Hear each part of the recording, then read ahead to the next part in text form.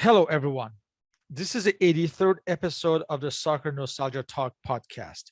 As always, this is Sean from Los Angeles and the Soccer Nostalgia blog, and I'm joined by Paul from Shipley in England from the 1888 Letter blog.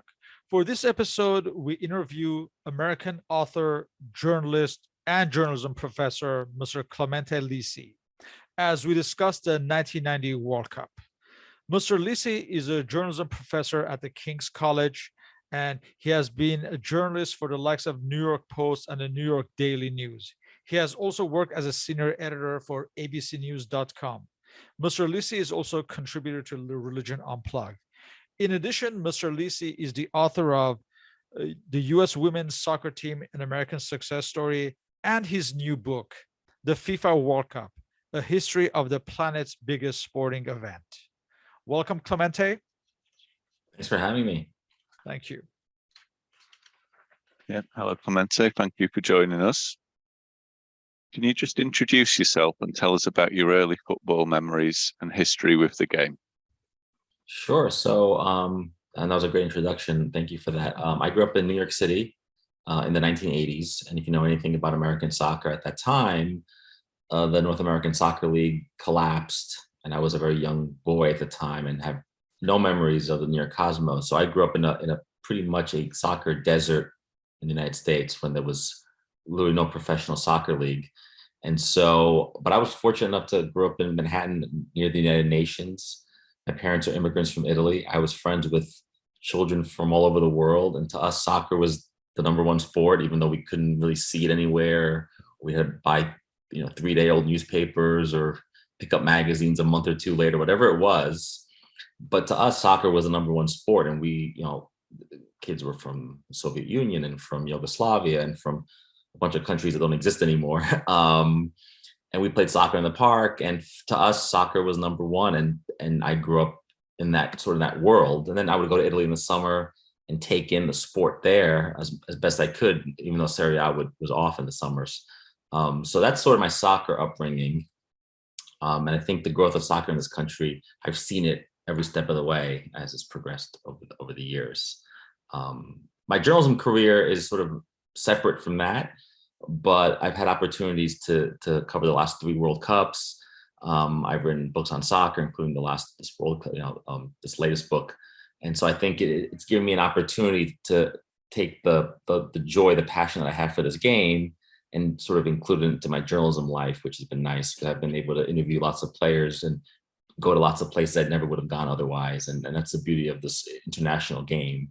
I could be, in South Africa one year and in Moscow another, and just enjoy that international community that I think soccer. We often talk a lot about violence in soccer, but I think soccer is mostly a joyful game and brings people together. Everywhere I go around the world, I tell them about my heritage and people just start talking about soccer. And so that's a wonderful thing, I think. Can you talk about your new book, The FIFA World Cup, a history of the planet's biggest sporting event, and the content? Yeah, so the book goes through every World Cup since 1930. And there are lots of World Cup books out there, I understand that. But I wanted to take a different approach, which is the first half of the book is very scholarly. I really wanted to go in depth on the World Cups that I was not alive for, obviously, by taking the academic part of me and doing a lot of research, looking at old newspapers, and really trying to reconstruct those World Cups in a way that I think brought it to life. It was difficult. I think a lot of those tournaments, 1930, 1934, 1938, 1950, a lot of the information we have on those, a lot of that is legend. A lot of that is things that we think happened, maybe didn't happen. And so it was kind of trying to cut through some of that. And it was really fun trying to go through archives of various libraries, national archives, to look through Jules Rimet, his original book and his thoughts on the World Cup. This is all very interesting to do, I thought. And then the second half of the book, which is written in the same vein, are World Cups of my memory. So the first one being 1982, I was about 6 years old, and I was in Italy in the summer when Italy won the World Cup. And the impression it left on me, just seeing grown men crying, people rejoicing in a way that is very impressionable for a 6-year-old. And I thought, wow, this sport has to be something bigger than just men playing on a field, and I think it is culturally and religiously even for many people. And the second half of the book is fun because I remember those World Cups, 1986, 1990, 94. And then the last three I actually attended and covered. So the book is great for people, for Americans who maybe got into the World Cup in 2014 or 2018 and don't realize the wealth and the history and the richness of the sport that goes back almost 100 years at the World Cup level, and even more so when you talk about domestic leagues and everything else. So it's great for American audiences, particularly for the newer fan. For the older fan, I think it's a good refresher, and there might be stuff in there that you don't know. Not you guys, because you guys are immersed. I know that I listened to your podcasts last few months, and you guys are, very immersed. But even the biggest fans don't know what happened in 1950 or don't know what happened in 1954. And I tried to include a lot of the geopolitics of the time. I think the political climate, what's happening politically, culturally at a time in the host nations, for example, has a lot of spillover. So 1934, Mussolini is the head of Italy, and you can see the power exerted by the state trying to make the World Cup a big deal. 1978 in Argentina, you had a military government in charge. Again, the use of it as a propaganda tool. So I tell people, look, 2018 Russia with Putin is not new. This is something that historically has happened. And I give it that bigger context and connect all these World Cups to each other. I think, the book has only been out about a month now. And so I've gotten a lot of good feedback on it, and I'm appreciative of that. For me, it was mostly a pandemic exercise. I spent the last 2 years working on it during the pandemic. I joke around, lots of people got dogs during the pandemic. I wrote a book on the World Cup, so. Before we discuss the 1990 World Cup in depth, what really attracted you to discuss this particular tournament? Where were you at this point in time in life? Yeah, so when I was writing the book, it's funny, the first half I was researching, and then the second half, you start to go back into your memory. And 1990, for me, that chapter that I wrote on 1990, that section of the book was some of the most fun for me, because it takes me back to when I was 14 years old in June of 1990. I had just finished my freshman year in high school. And I remember we were going to Italy that summer, but after the World Cup, right? We had no plans to go during. And 14 years old, is a wonderful age. I mean, at 14, you don't know that. You know that when you're 47, you realize 14 was a great age. And, I grew up like you guys in a pre-cell phone world. So I was very excited about the World Cup. I was a big follower and watcher of Serie A. And to have the World Cup be in the place where it had the biggest league in the world, right? That was exciting. And for me, being Italian American, that was exciting to see the country of my parents' birth hosting the World Cup. And, the last time had been 1934. So people didn't really remember that. Where was I? I was at a point in my life where school was wrapping up. It was June. And I remember thinking, wow, I have all this time off in June and July, and I'm going to just watch a lot of soccer on TV. And it was very exciting. This World Cup, as you mentioned, was taking place in Italy at a time when the Italian league was the absolute summit of world football. Can you paint a picture for anyone not around or unfamiliar? Yeah, so we watch the Premier League today and think, wow, this league is amazing. The best players in the world play here. People all over the world are watching these games. That was Serie A in the 1980s. The best players in the world were there. And Italy had the best club teams in the world. AC Milan was dominating Europe. Inter Milan was a strong team. Napoli was a great team. Roma. I mean, you just go down the list, and these teams, the top 5-6 teams in Italy were probably the top in the world at the time.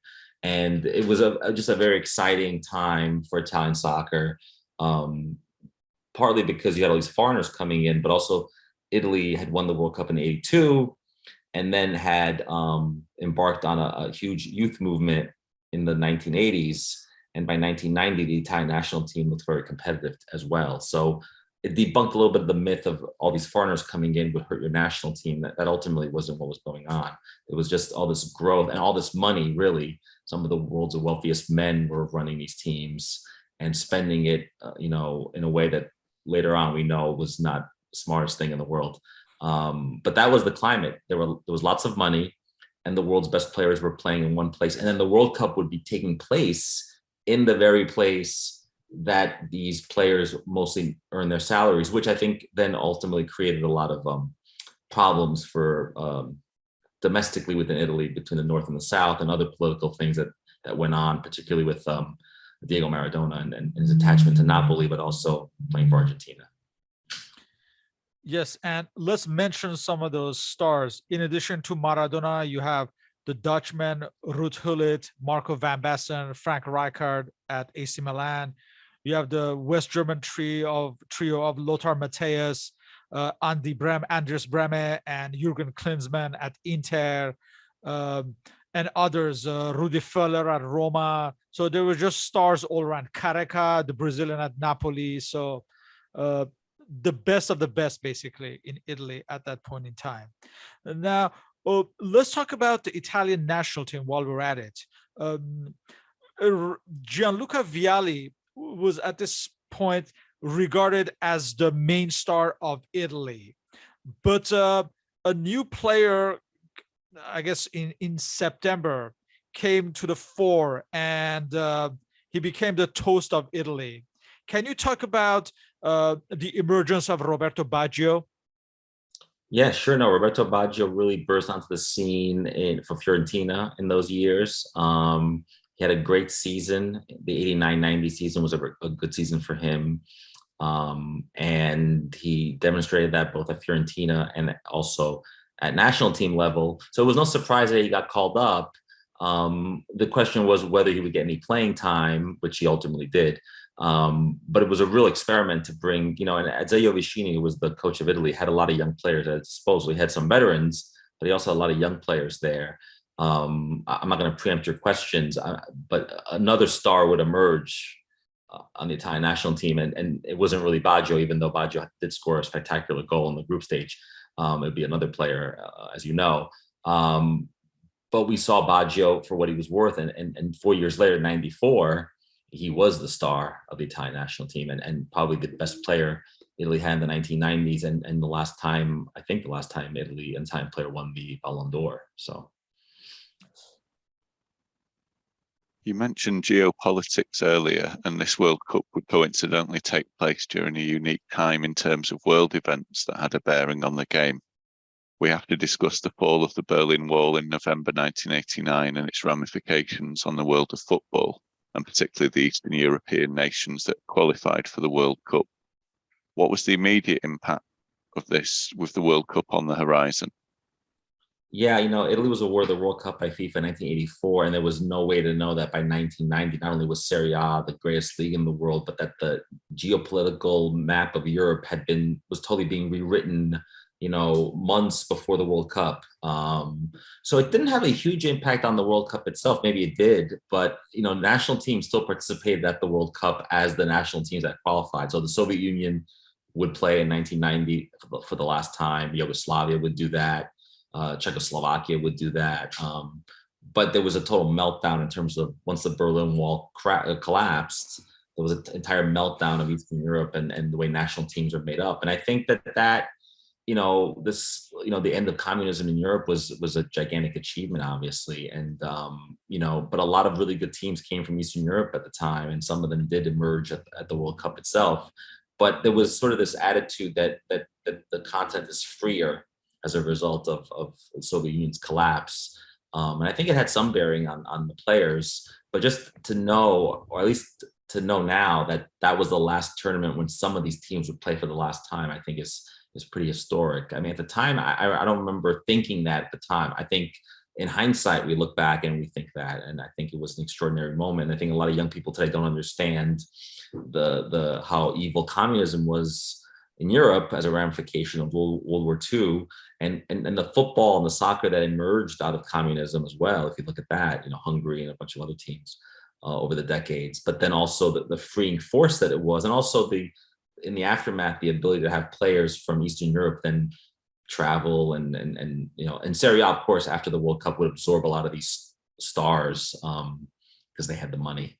And they would end up bringing a lot of players that we had never seen before to the West. So seems to be a more positive vibe about Czechoslovakia and We remember the Romanian fans with the flags with the holes cut in the Yeah, middle with in the the end of stands as well. Ceausescu. Yeah, with with the overthrow of Ceausescu, and then also West Germany was the last West German team we would see. We would see a unified Germany years later. So. Let's discuss the novelties and the notable absences from this World Cup. So yeah, so it's funny. In 1986, you saw a bunch of nations emerge that were really good in the mid 80s. Including France, and that was notable to me. But the World Cup is tricky in that at the time there were only 24 spots, so it wasn't. It's not easy to qualify, especially out of Europe. Europe still had the lion's share of the qualifying slots. I mean, 94, we remember England did not qualify in 94. But to be the most notable was the absence of France, because Michel Platini had been such an amazing player and had been such a big part of Juventus over those years. And it was very notable to me that team had not made the World Cup at the time. Yeah, and it's a shame that we didn't get to see Papan and Eric Cantona perform at the World Cup level, perhaps at their prime. And, right. Eric Cantona, for example, is in that category, like George Best and George Weah, of great players who never would see a World Cup, right? So yeah. Right. And at this point, Poland and Hungary were fading forces, and I guess as far as the first-time participants, we have Jackie Charlton's Republic of Ireland squad, United Arab Emirates, Costa Rica, managed by Bora Milutinovic, and other nations like Romania and Colombia, the United States, and Egypt, and even to lesser extent, Sweden and the Netherlands also qualified to the World Cup after decade-long of absences. So that was also a surprise to see some of these nations kind of get back to in the swing of things, so to speak. No, absolutely. And, to a lesser degree, I would say the Dutch, even though it had been a bit of a gap, because they had been so explosive at the 88 Euros, and they played so well there that I remember at the time having high hopes for them. And I remember they were one of my early favorites to win it, because I thought Marco van Basten was an amazing player. They fizzed out due to a series of injuries and other factors, backroom factors.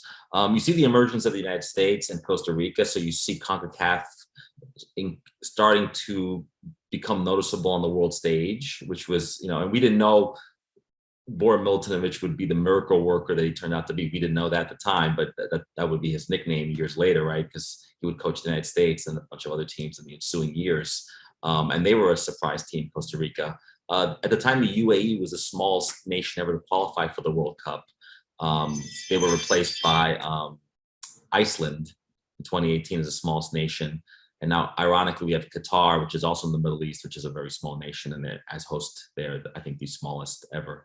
But you're starting to see the emergence of the Arab world a little bit, even though it turns out it's the African teams, particularly Cameroon, that gets all the attention in the end. But yeah, a lot of first timers or first time back after decades, and that's always fun to see. I always like to see national teams return to the World Cup after this decades of absence. But Egypt, 1934, for example, that's a long time. So 1938.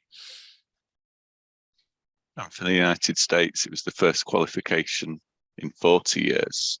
Let's take the opportunity to present the state of soccer in the USA as it was in 1990.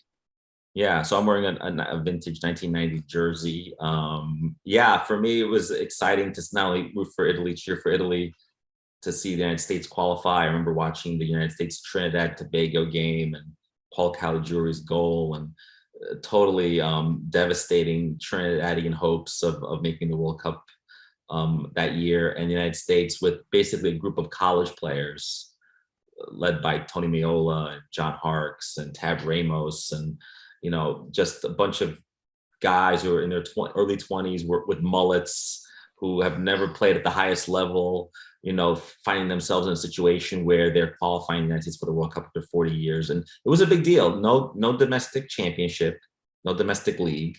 You have players out of college. You have the team is padded out by players from the MISL, which is the major indoor soccer league. So you have basically players who are playing five-a-side football professionally, and they're on the national team. And then with the knowledge that the United States has to host the World Cup in '94, 4 years later. So there's pressure to feel like, hey, we belong here. And it was exciting for me. As a nation, I think the United States, I think most people in this country didn't even know that was happening. They were not even aware the United States is qualified. This was not a country that was that interested in soccer, and there was no internet. There was nothing connecting us. So I think their qualification was under the radar. We celebrated today, right, 30 years later, but it was very much under the radar. And I think, they ended up 0-3, but I think it was a great effort just to get there. And I think that generation is a springboard to where we are today with MLS and everything that we take for granted today. It started there. That's where the seeds were sown. How much coverage was there of the tournament for you? So, I was a New York Times reader, and the New York Times always did a really great job covering sports and soccer. And so I got my news out of there, but I also read Italian newspapers, and whatever I get my hands on, I would get my hands on. For me, primarily, I would watch Spanish language television. That's where I got my soccer. And there was some United States coverage, obviously, but the coverage was mostly geared towards the Latino community in the United States. So it was difficult to get information. I think today we just take it for granted that we can just go on our phones and pull up the score of a game happening halfway around the world. At the time, if you didn't know the score, you had to wait till the next day to get the paper and hope they printed the score in the paper. So you can go days. I would get World Soccer magazine. It would take, sometimes you wouldn't know the scores of a European Cup game sometimes for weeks, which, and that was 40 years ago. It was in our lifetimes, which is extraordinary. And I think the internet really did help soccer grow in the United States because it put it out there for people to, people like us who really enjoy soccer. It took soccer from kind of the indie band era to the, we're going to play Madison Square Garden now. Everyone's going to see us. And I think it's it went from being a niche underground thing to being, oh yeah, the World Cup is on, let's watch. Right. So it's a great thing. If I may add a few things, you have the Spanish television stations, Univision, that covered all the matches. You also had another Spanish language station, Telemundo, and those stations, maybe once a week, they would show a match from international or club match from Europe or highlights. And of course, there's a Italian station, Rai, that showed Serie A matches. And so those are the sources as far as television that was available in America. And Paul, I think I've told you many times, like during this World Cup, there was an American station TNT that showed the matches. And what they would do is they would have commercial breaks during the match. So in essence, you'd be watching it, and then when the commercial would come on, you would switch to Univision to see the match, and then like a minute later, you would go back to TNT. So that was a state of things as far as American television and soccer, and you just had to deal with it. And by '94, I remember they made a compromise where they would have the ads at near the score at the top. Remember, they like they would say like the next 10 minutes are sponsored by, I don't know, by Mars bars or this or that, so that, but you just had to understand the reality of soccer in the United States at this point.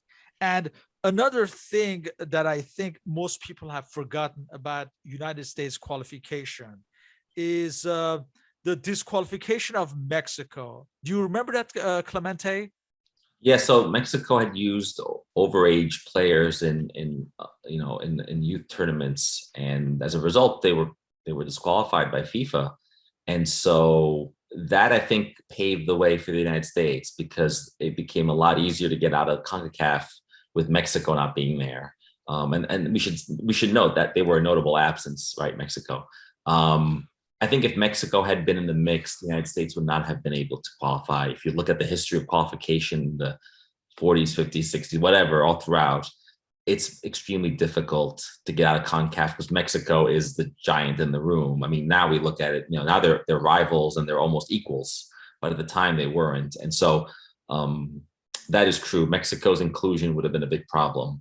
I was smiling and laughing when you were explaining about American television, because I do remember those days. And I don't even remember watching TNT. I would just watch it in Spanish on Univision. And there was a commentator who was born in Argentina and still does commentary in the United States, named Andres Cantor.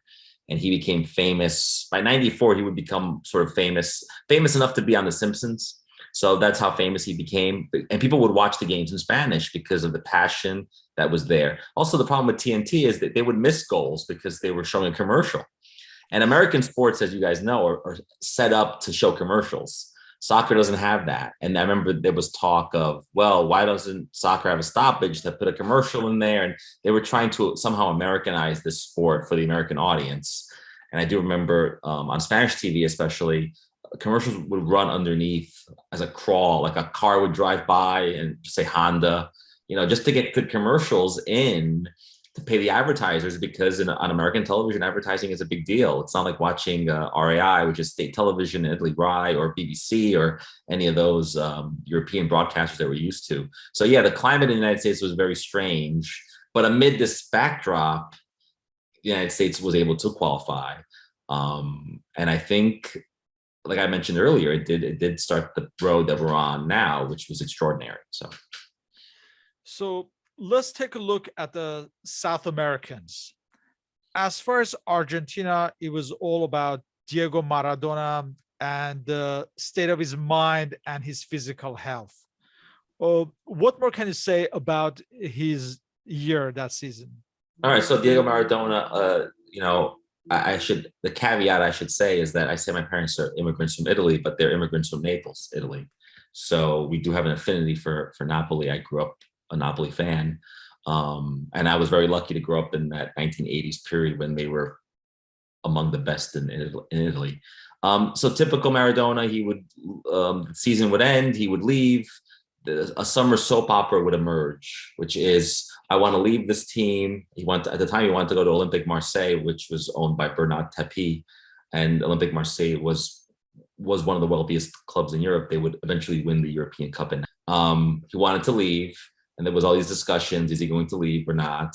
It turned out he did not leave. He would join the team late, as was his typical way. He would join the team halfway through preseason, or in this case, I think by week 2, he wasn't there yet, right, by the second match day.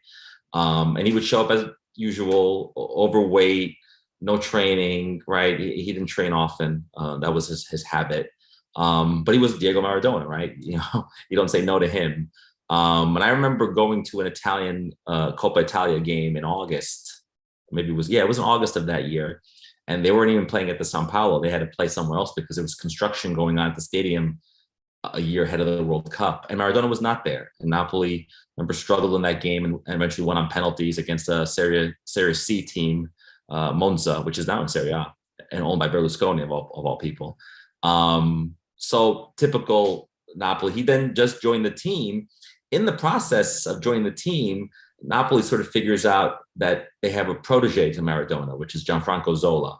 He is basically a Maradona-like figure. He looks similar to him in stature, and off the bench, he can do some of the things Maradona can do, but he's not Diego Maradona. Napoli, of course, has a wonderful season. They win the Scudetto in May, at the end of the season. And you can really see by April and May, he had basically become fit, because the goal for him was to compete at the World Cup for Argentina. I think for Diego Maradona, for all the clubs he ever played for, I do think he had an affinity for his national team in a way that very few players have. And there's an interview with Maradona when he was a child, and they said to him, what is your goal in life? Who do you want to play for? And he said, I want to play for the national team. He didn't say, I want to play for Boca Juniors or River Plate or Juventus or whatever, right? So I do think he had a love a country that was like no other. For him, Napoli was like a second home, though. And I think that Napoli won the second Scudetto that spring, and really, I think, catapulted him and Argentina as among the favorites to win the World Cup. No coincidence, Argentina was in Group B. That was with games being played in Naples, right? So he basically was at home. But like in '86, he was a central figure surrounded by players that were pretty mediocre, I think. And I guess not much had changed by 1990 because Carlos Bilardo's Argentina squad was essentially a physical side, very much like him when he was a player, short on skill. And we have to mention that ahead of the World Cup, Argentina were struggling to find strikers. And at some point, even Jorge Valdana, who had already retired, was tested in one or two friendlies before the World Cup, before he outright retired. And what do you remember from Uruguay? So Uruguay was also a physical side, and at the time they were led by Enzo Francescoli, who was probably one of the greatest Uruguayan players of that time. But they too were a physical side, and they had been even more physical in '86. And so they played a sort of I don't want to say negative football, but they played in a way that Argentina had kind of emulated that style. And Argentina and Uruguay are big rivals, as you know. But to get back to Argentina a little bit, Argentina had a dearth of strikers, to try to bring back Valdano, was a failed experiment. I remember they had Gustavo De Zotti, who played for Cremonese. He played in Italy, but they had a striker that would emerge as significant, which is Claudio Caniggia, who played at the time for Atalanta. So Argentina would become a better side than we would have thought on the eve of the tournament, even though it was all about Maradona. Uruguay, same thing. Uruguay, I remember at the time, was favored to maybe get out of the group, but not do more than that. And Uruguay often is good for that, to get out of the group. And then once they get to the knockout stage, it doesn't work out for them. So, yeah. And you mentioned that Uruguay had been very negative in 1986. We remember all the sending offs and so forth. And their new manager was Oscar Washington Tabarez at this point. And he openly stated that their mission was that they were told to be at their best behavior to, I guess, erase the negative image of 1986. So yeah, it's funny because Tabarez is a great coach, and he would reemerge decades later. He coached Uruguay in 2018. So he's almost a constant figure in Uruguayan football. And they were much better. I also remember that on the eve of the World Cup, the referees were told to crack down on heavy fouling, because we have to remember at the time, the strikers didn't have all the advantages they have today. Referees basically sided with defenders, and there were some pretty hard defenders back then. I mean, I mentioned Franco Baresi of Italy, for example. I mean, you don't want to go one-on-one with him. He's going to take you out, and the referee won't even blow the whistle, right? And I remember Maradona being on the receiving end of many of those fouls, both in Serie A and at the World Cup level, because referees did not favor the striker. That would change with this World Cup. That would change. And I think it would change because Marco van Basten's career would come to an end as a result of that. So our generation has great memories of the Brazilian teams of 1982 and 1986, but this was a different Brazil under manager Sebastião Lazzaroni. As always, they were one of the favourites. They'd won the 1989 Copa America, but they were criticised for their style by many people, including Pelé. How would you rate their chances? Yeah, so like the Dutch had won the Euros, everyone looks at the last Copa America winner and says, okay, they're a contender automatically just by virtue of winning it. I mean, we look at 2022 and we think, oh, Argentina won the Copa America, they're competitive. And that was the case in '89. Brazil had won the Copa America with a very young Romario. But the problem was that they didn't play the Jogo Bonito style anymore. They had abandoned that for a more European style system. And a lot of the Brazilians did play in Europe. I mean, Careca, who was their star striker, played for Napoli. Branco played, I think, for Genoa at the time. Your best players were playing in Europe. And I think the Brazilians had abandoned their style, their free-flowing style that the Brazilians love so much. And in the end, the team did not succeed, mostly on the backs of that style. I will admit, though, that they played a similar style to that in '94, and they were successful then. So I think Lazzaroni was on the receiving. I don't think he was a much liked coach in Brazil for an array of reasons. But one of them is that every Brazilian thinks they're a national team manager, and that doesn't help, certainly. But they had a strong start. I remember thinking with Careca in attack and Alemão, who also played for Napoli in the midfield, that Brazil, and it's Brazil, they would have a really interesting, or at least go far. Of course, they would come head to head in the knockout stage with their rivals, Argentina, and that would change their fortunes. Yeah, two of the players who might have changed that, who'd also contributed to the Copa America win, were Bebeto and Romario. Bebeto lost his place and Romario was injured and hardly featured. Of course, they would then appear again in 1994 and make a bigger impact.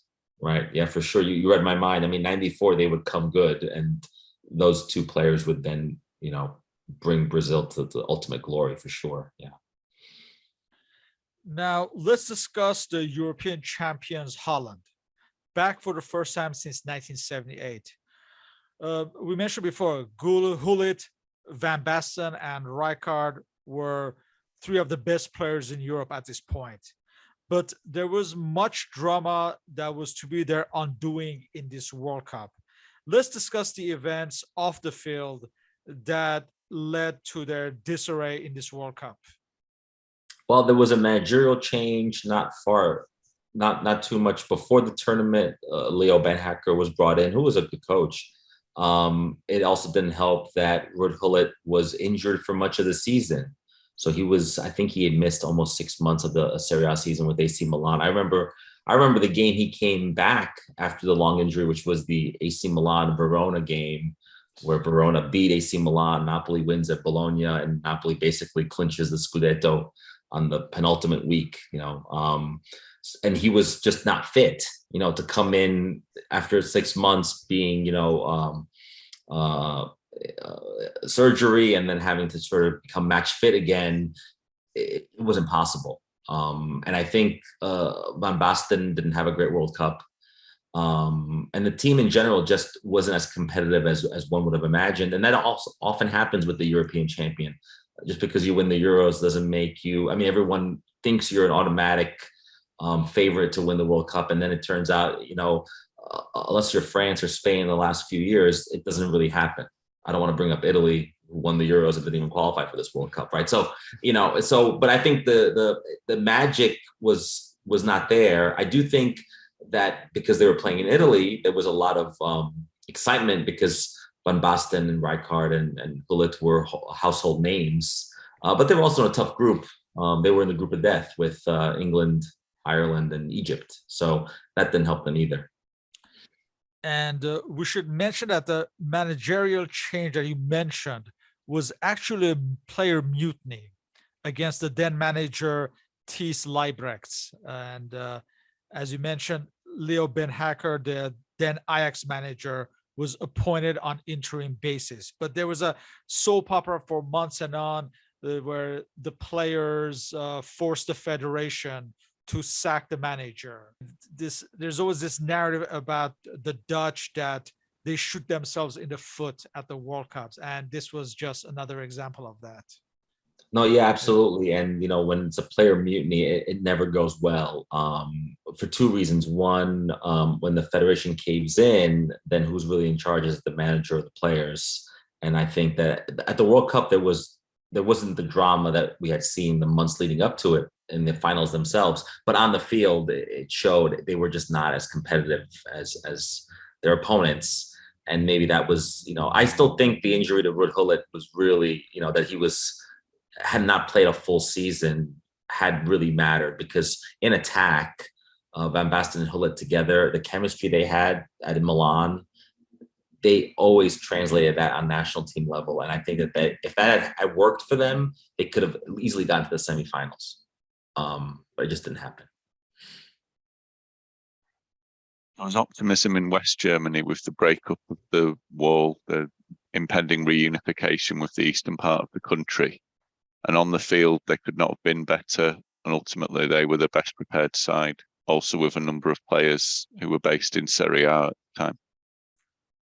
Yeah, and not only that, they were in a group that was based in Milan, so they were, so for the inter trio, they were home, and it showed. And they had, as you mentioned earlier, Rudy Fuller and Thomas Berthold played at Roma, and so they were very accustomed to being in Italy. I think that helped them.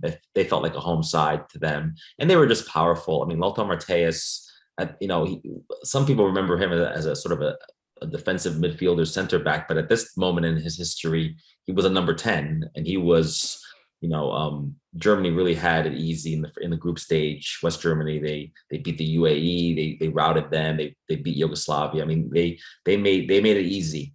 They were very powerful and scored, I think, the most goals of any team at the tournament. Ultimately, I mean, they were a force at the time. West Germany, even today, Germany is always a favorite, and not surprising. We should remember that 4 years earlier, they had lost in heartbreaking fashion to Argentina in the final, coming back from 2 goals and then losing in the end. So no surprise. And they were a great team in '82. I mean, this is a team that's a constant, in terms of, so no surprise, even though the favorites, I think, were Italy on the eve of the tournament, and maybe West Germany was number 2 by the bookmakers. And I think, I don't know if I'm preempting anything, but ultimately the dream final would have been Italy-West Germany for everybody. That's what everyone thought was going to happen. Once you knew Italy would win their group and West Germany would win their group, everyone thought, oh, these two nations are on a collision course for a rematch of '82. Well, that didn't happen. You had Franz Beckenbauer about to step down and preparing the team and preparing his legacy, really, as both a player and now as the manager. Yeah, and not only that, he would then become the second manager to win as a player manager after Mario Zagallo. But not only that, in the United States, in New York especially, he was idolized for playing for the New York Cosmos. A lot of people, a big German community in New York. I remember the time when Germany won the World Cup, there were actually people in German neighborhoods in New York City celebrating in the street. And many of them had Beckenbauer jerseys, shirts, because even the average American fan who only paid attention to soccer a little bit in the 1980s knew Franz Beckenbauer. So yeah, I mean, it's a shame what ultimately happened with him as an official at FIFA level. But at the time, he was a toast of Germany, having brought them so much glory on the field, and also as a manager, he was very effective. So. Argentina-Cameroon match was perhaps one of the most memorable opening matches. What do you remember from this match? 3 words: Francois Oman Biik scored, who I've never, other than Cristiano Ronaldo, I don't think I've ever seen a player get that much high in the air and score a goal and just totally shock the crowd at the San Siro, who in honesty was all AC Milan and Inter Milan fans who really had it in for Argentina. They were cheering against Diego Maradona because he was from Napoli. So amid that backdrop, you have that tension, that north-south tension I mentioned earlier starts to show. And then the neutrals fell in love with Cameroon because you have an upset, and basically no team that loses its opener is ever going to win the World Cup, right? That would happen only once in 2010. Spain would do that, right? So you lose the opening game, you're the defending champion. Honestly, Cameroon, fun to watch, a very physical side. I think they were reduced to 10 or 9 men at that point, but they hung on and they won that game. And the Cameroon fairy tale would then go on for a while. But yeah, it was a shocker. And I remember Maradona being a non-factor in that game. And the goal, even though it was a towering header, the goalkeeper Pumpido scuffed the ball and it went past him. Now, of course, he would become a tragic figure because we wouldn't see much of him anymore at the tournament. So, yeah, like you said, in the next match, Argentina had to win against the Soviet Union, and they won 2-0. But like you mentioned, Neri Pumpido would be injured, but that would pave the way for the introduction of Sergio Goycochea, who would become one of the heroes of this World Cup in the goal for Argentina. And we also have to mention his match against the Soviet Union. We all remember Maradona scoring with his hand against England in the 1986 World Cup. In this match, he actually saved a goal-bound shot with his hand, and the referee didn't see it. And and Brazilian manager Lazzaroni, I think a few days later, was quoted as saying that, Maradona, he's a great all-around player. He can score goals with his left hand and save them with his right. Yeah, no, in that match, I do remember Pumpido's injury, and at the World Cup, you don't want your starting goalkeeper to get injured or get red carded or anything like that. And Sergio Goycochea, basically an unknown to the rest of the world, nobody knew who this man was. He would then turn out to be probably one of the best penalty kick savers ever seen. But we saw Hand of God 2, at that game, which was played in Naples. Which, when I think back to this World Cup, especially in the last year, I think back, he was playing in a stadium that would ultimately bear his name, right? That stadium is named Diego Maradona Stadium now, right? So even knowing that now tells you a little bit about the fervor around Argentina, and basically the Napoli fans had adopted Argentina as their own. Defeating Soviet Union 2-0 was not difficult, but Argentina, like is typical, was already in a must-win game, already in the second game of the group stage, and they would basically treat every game after that like that, right? But not with the urgency that we would have liked, right? Because quickly they realized that Goycochea was someone that they can rely on the shootout. So from their group, Argentina would qualify along with Cameroon, who would become the surprise team of the tournament. And we have to mention that in Cameroon's next match against Romania, the veteran Roger Milla would become one of the stars of this World Cup by scoring twice. And he appeared in the 1982 World Cup for Cameroon.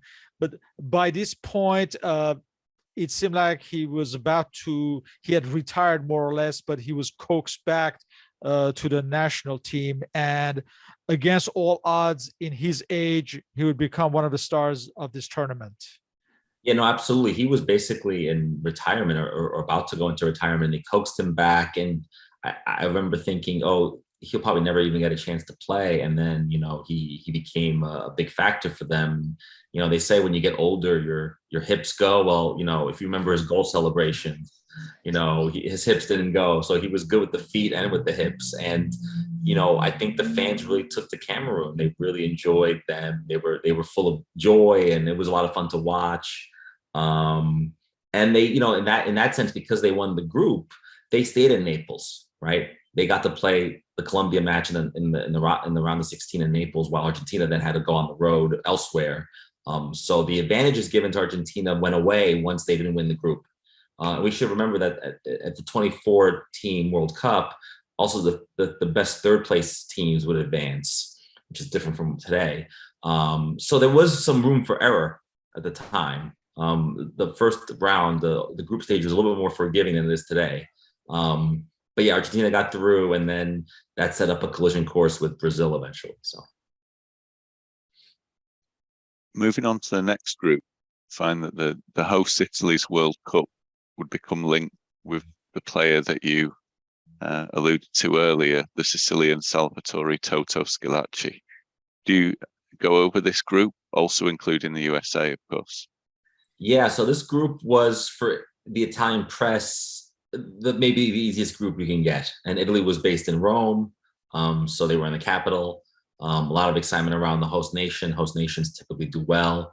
Toto Schillaci was an interesting player, kind of a late addition to the team. He had done very well 2 years earlier in Serie B with Messina. He was from Palermo. He was Sicilian.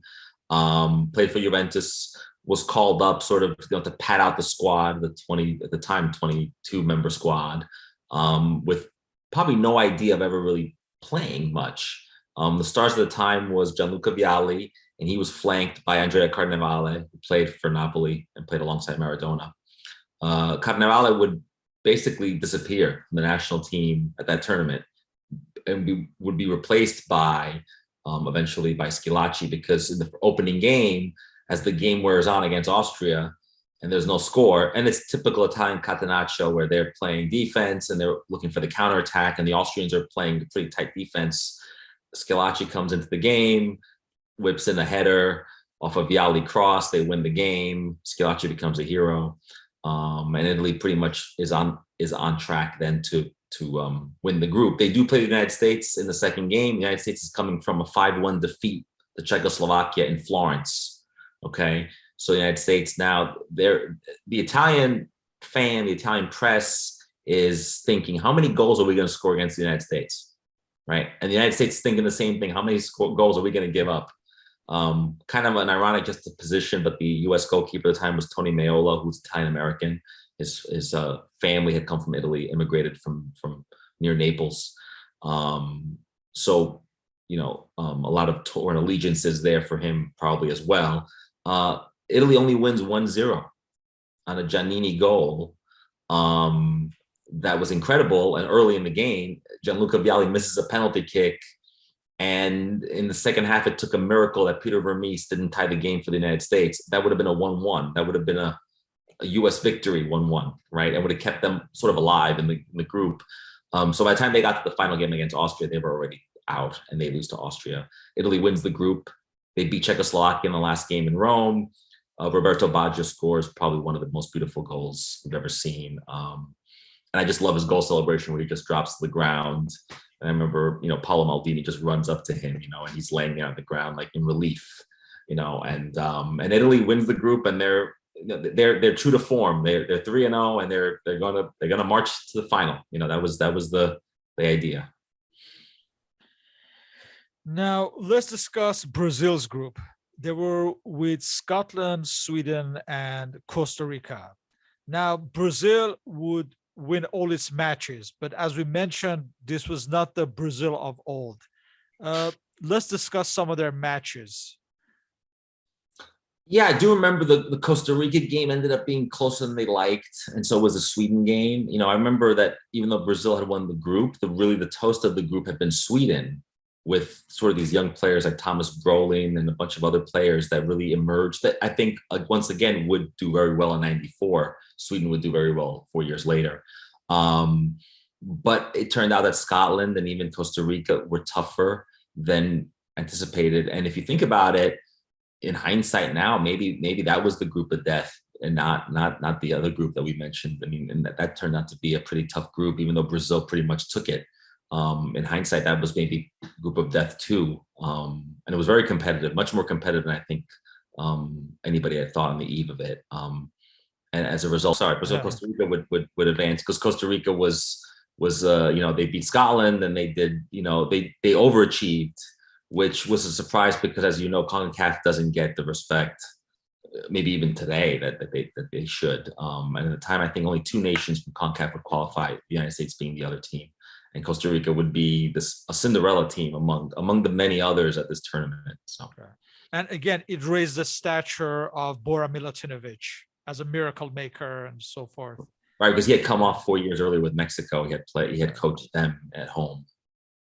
Right, and so like you said, Brazil's matches were like 1-0 wins against Costa Rica that disappointed many people. In fact, in this match, probably the star of the match was the Costa Rican goalkeeper, Conejo, who after the World Cup was signed by, I forgot what Spanish side, but I remember not Getafe, but anyway. Brazil, despite winning the group, had been disappointing by all accounts. And we have to mention during the World Cup, like you said, Pele had been critical of Lazzaroni, and basically Pele's his main complaint was that if Brazil concede a goal, it's very difficult for them to get back with their tactics, and I guess he was proven right in the end. Yeah, so Brazil, like it or not, throughout the 1960s and 70s, was a side that could concede 2 goals, but they would beat you 4-2, right, or 5-2. Not this side.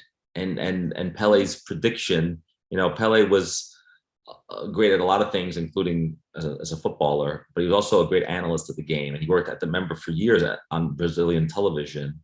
And he was right, because when they would go down 1-0 to Argentina, that did them in. They couldn't come back from that. So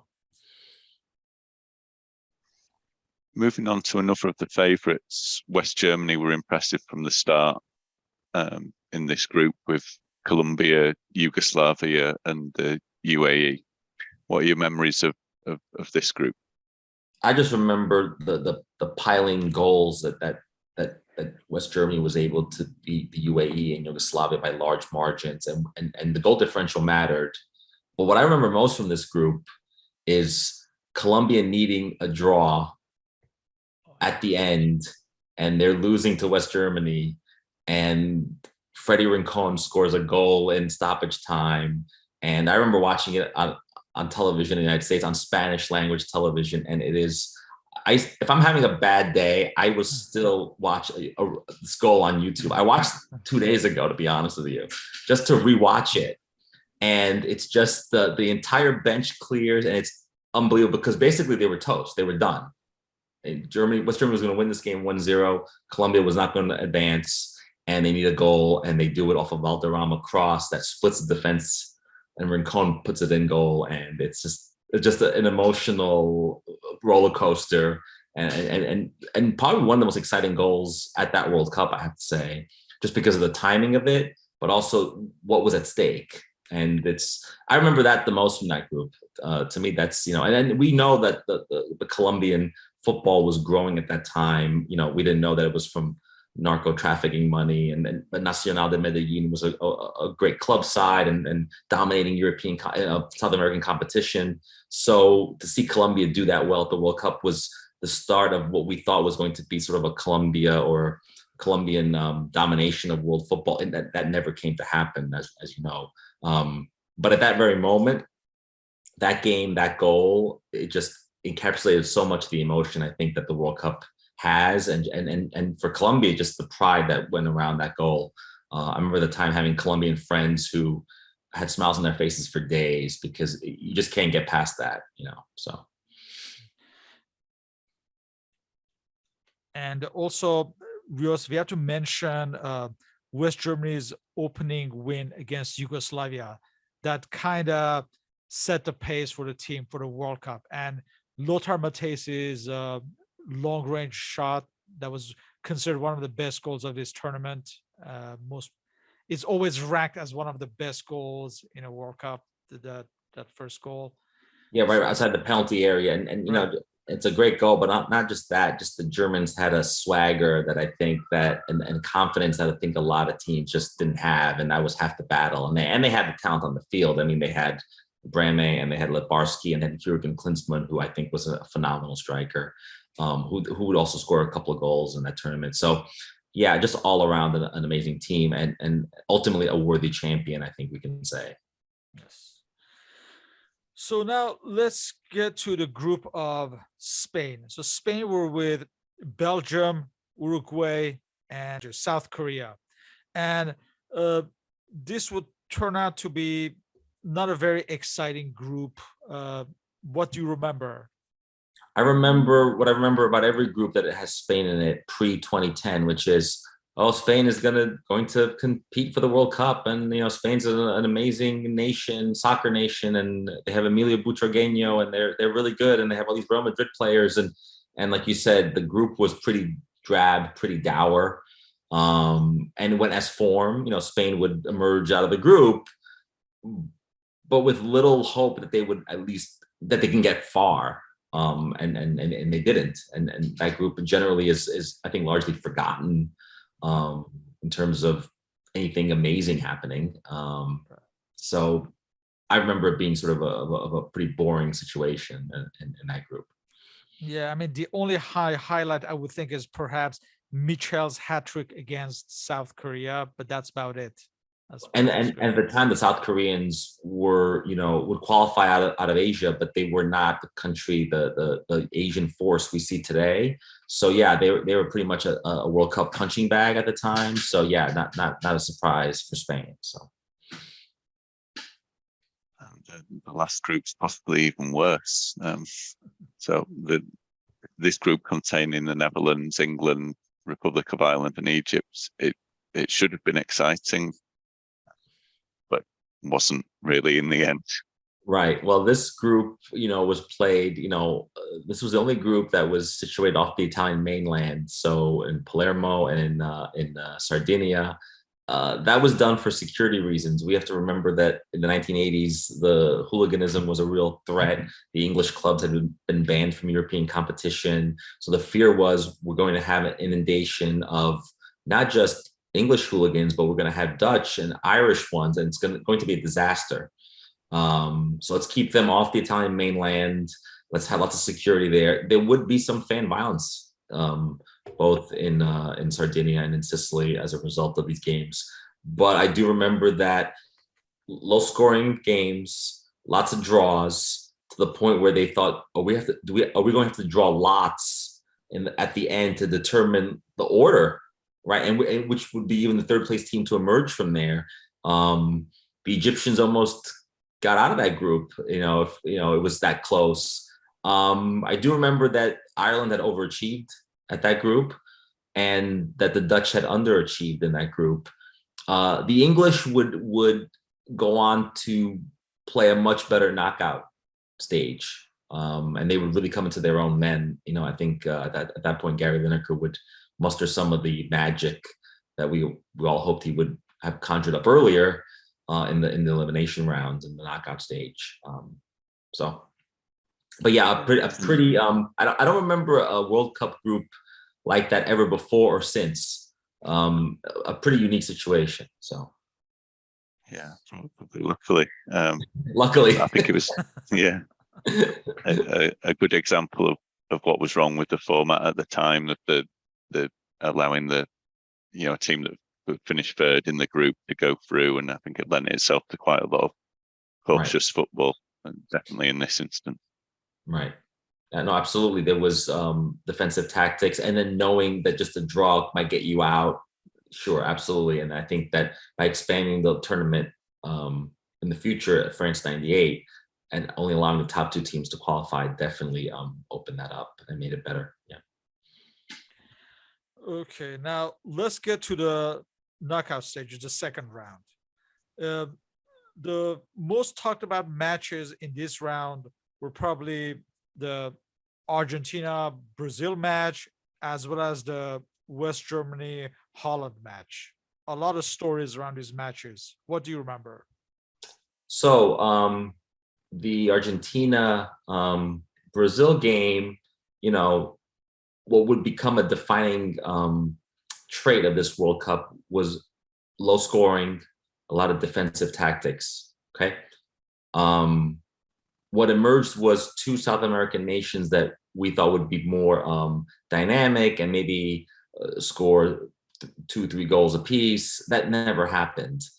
What did emerge at the end was sort of the trait that made Maradona such a great player is he can go 80 minutes without touching the ball or doing anything, but then with one play, one pass, change the outcome of the game. And he did that. He won the ball in the midfield, cut a ball into Canija, who scored on Taffarel. And I remember that image of just Taffarel on his knees looking down, knowing that we only have 9 minutes here to try to tie this game. And as Pele says, we can't come back, right? And they don't, and they get eliminated. And it was a shock elimination because Argentina had not won their group, and everyone saw them as sort of a weaker side at this point. But they knock off Brazil, who was, 3 wins, no losses, and they knock them out. The West Germany Netherlands game, that's a wonderful rivalry in Europe. What I remember most is the back and forth between Frank Rijkaard and Woody Fuller, where it emerges that they're both spitting at each other to the point where they both get ejected. And there was a huge black eye, I thought, for the game. You had these two consummate professionals going at it in a way that was, ridiculous. And there's a famous photo, famous Reuters photo that's close up of Frank Rijkaard just throwing a spit right at Rudy Fuller's, thick curly hair. And it's just one of those unbelievable, even in my book, I reference this incident because it's such a bizarre incident, something I've never seen before, and just an unbelievable sort of thing that took place in that game. I remember that the most, and having those that ejection, I think had an impact ultimately on how the game was played and then the ultimate outcome. So, and I think having watched that match, that was kind of when I felt like Germany were looking like probably the worthy champions of the World Cup at that stage, because they played well afterwards and were well worth their win. And also in this round, we all remember David Platt's last minute goal against Belgium. That was very dramatic, as well as Dragan Stojkovic, the Yugoslavian player star, Dragan Stojkovic's 2 goals against Spain. And of course, Roger Mila, his 2 goals against Colombia. And of course, Rene Higuita's error that led to one of the goals. Yeah, I think Rene Higuita basically helped Cameroon win that game by his, he's famous for running out of the goal and sort of playing as a, I wouldn't even call it a high line. It was, he was basically, he thought he was a center back, and Roger Milla made him pay for it. As for England, I think David Platt is still smiling after that goal. That was an unbelievable goal, and that I think that goal got David Platt a contract at Bari eventually. So, and he emerged as, almost like a Scalacci-like figure for England, a player that no one really thought was going to make a big impact on the national team, and he did. And I think that's when the English were starting to go on their way to being a more exciting side of this tournament.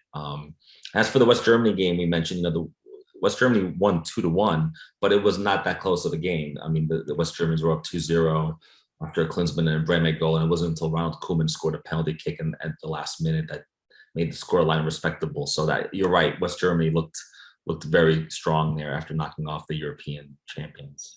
Yeah. And getting back to David Platt, he was not supposed to start. Brian Robson was supposed to be the starter, but as always, he was injured. So David Platt was, deputized for him, and he took his opportunity well, and the rest is history. Yeah, this World Cup is a good example of how important at a World Cup is not only your starting 11, but the other players you bring with you on the team, because at any moment you don't know who's going to be injured in a short tournament.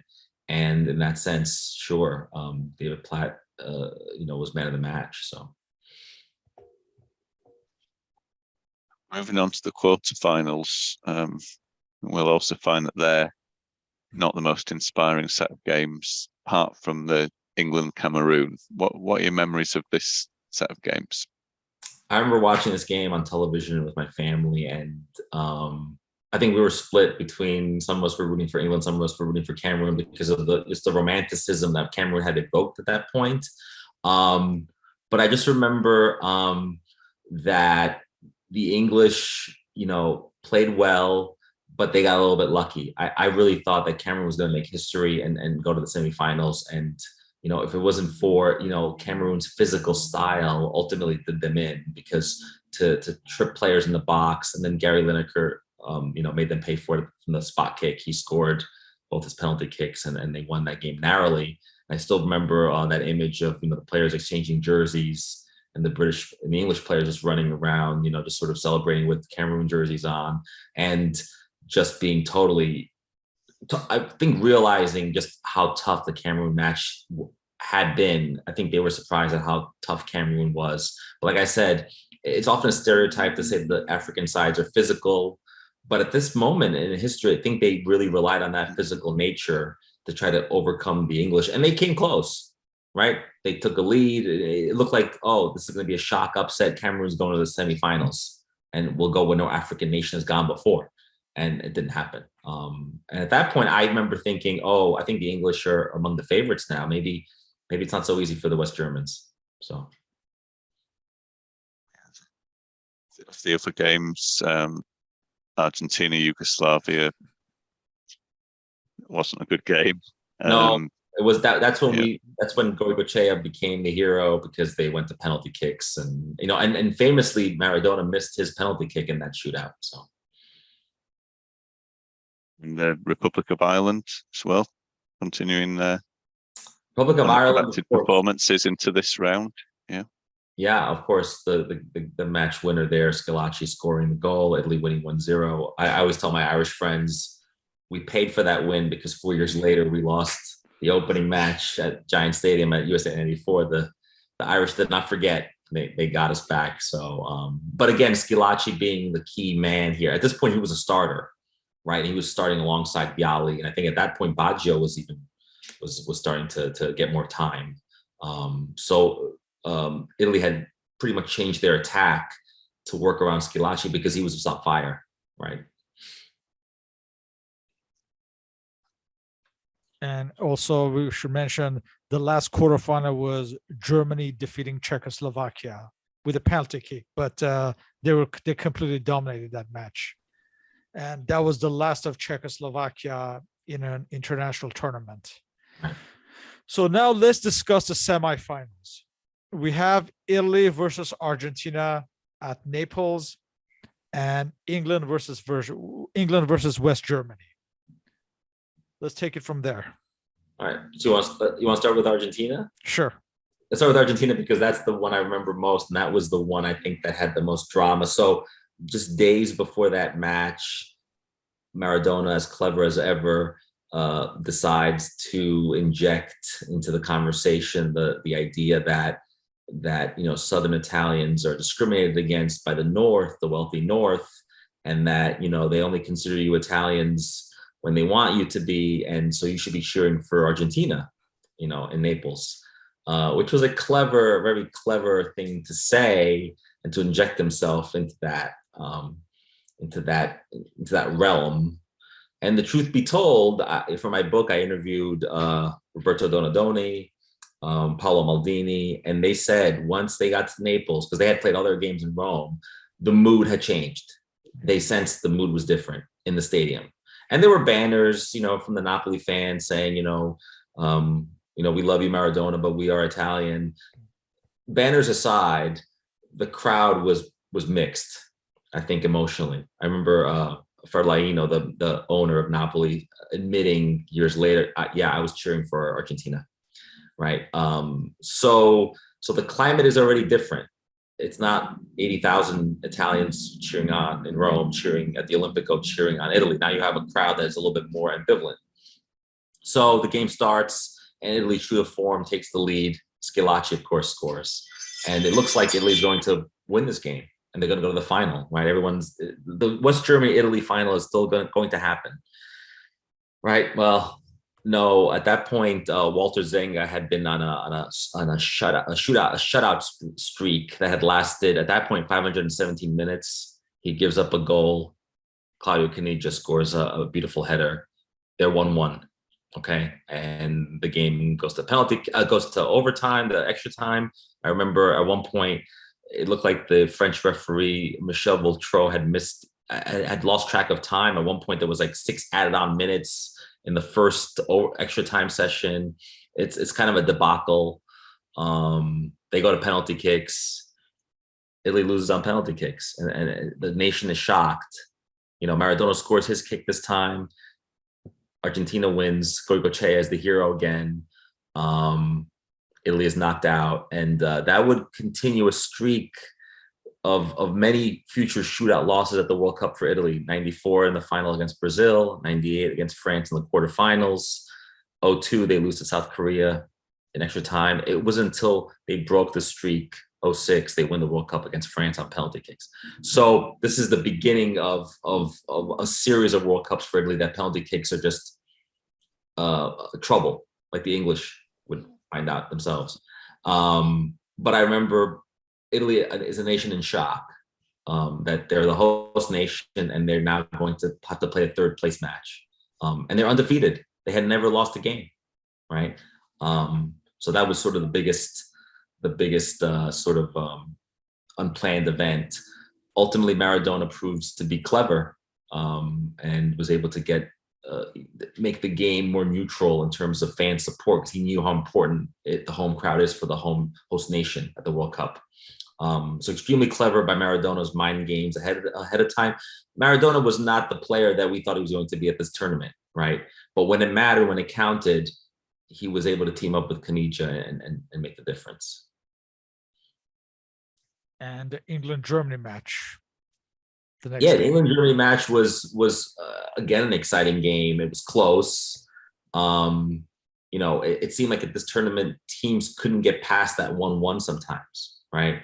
And so you feel that inevitable. We're going to penalty kicks. And they go to penalty kicks. And the English hopes are dashed at that point. But I remember thinking, maybe the English surprised them, and you have a Argentina-England final. That would have been a crazy final. Would have been a rematch of the 86 game, right? With all the political tension that was around that. It sets up a West Germany-Argentina final, which is a rematch of 4 years earlier. Yeah, and of course, this match is remembered for the tears of Paul Gascoigne, who had become one of the heroes of the World Cup for England. Again, he was another player not expected to start, but he grabbed his opportunity like Platt. Yeah, I don't know how long we're into this podcast, but I can't believe it's taken this long to mention Paul Gascoigne's name. But yeah, absolutely. Yeah, Paul, and that's on me. Yeah, Paul Gascoigne emerges there as sort of like David Platt, sort of this young player, and his tears in the end pretty much tell the story. This is one of those World Cups where there's all these indelible images, right?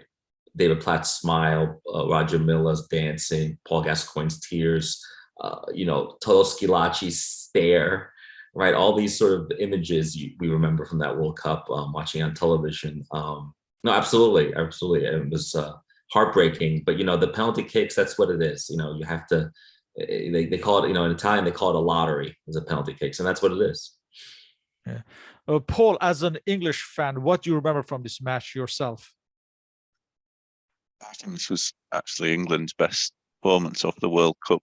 They played really well, unexpectedly well, I think, and actually matched West Germany for most of this game. Waddle hit the post, and they could have won it. I think when it went to penalties, even though that penalty record hadn't really started yet, and to be honest, a great goalkeeper, but Peter Shilton was possibly past his best, and it might be the worst set of attempts by a goalkeeper to save penalties that we've seen in a World Cup to this day. He didn't get near any of them, and it was sad to lose, having got so close. But I think the general feeling in England was that they'd overachieved. Especially given what had happened at the Euros 2 years before. And West Germany throughout the tournament were obviously the strongest team. I think they'd done well to get that far.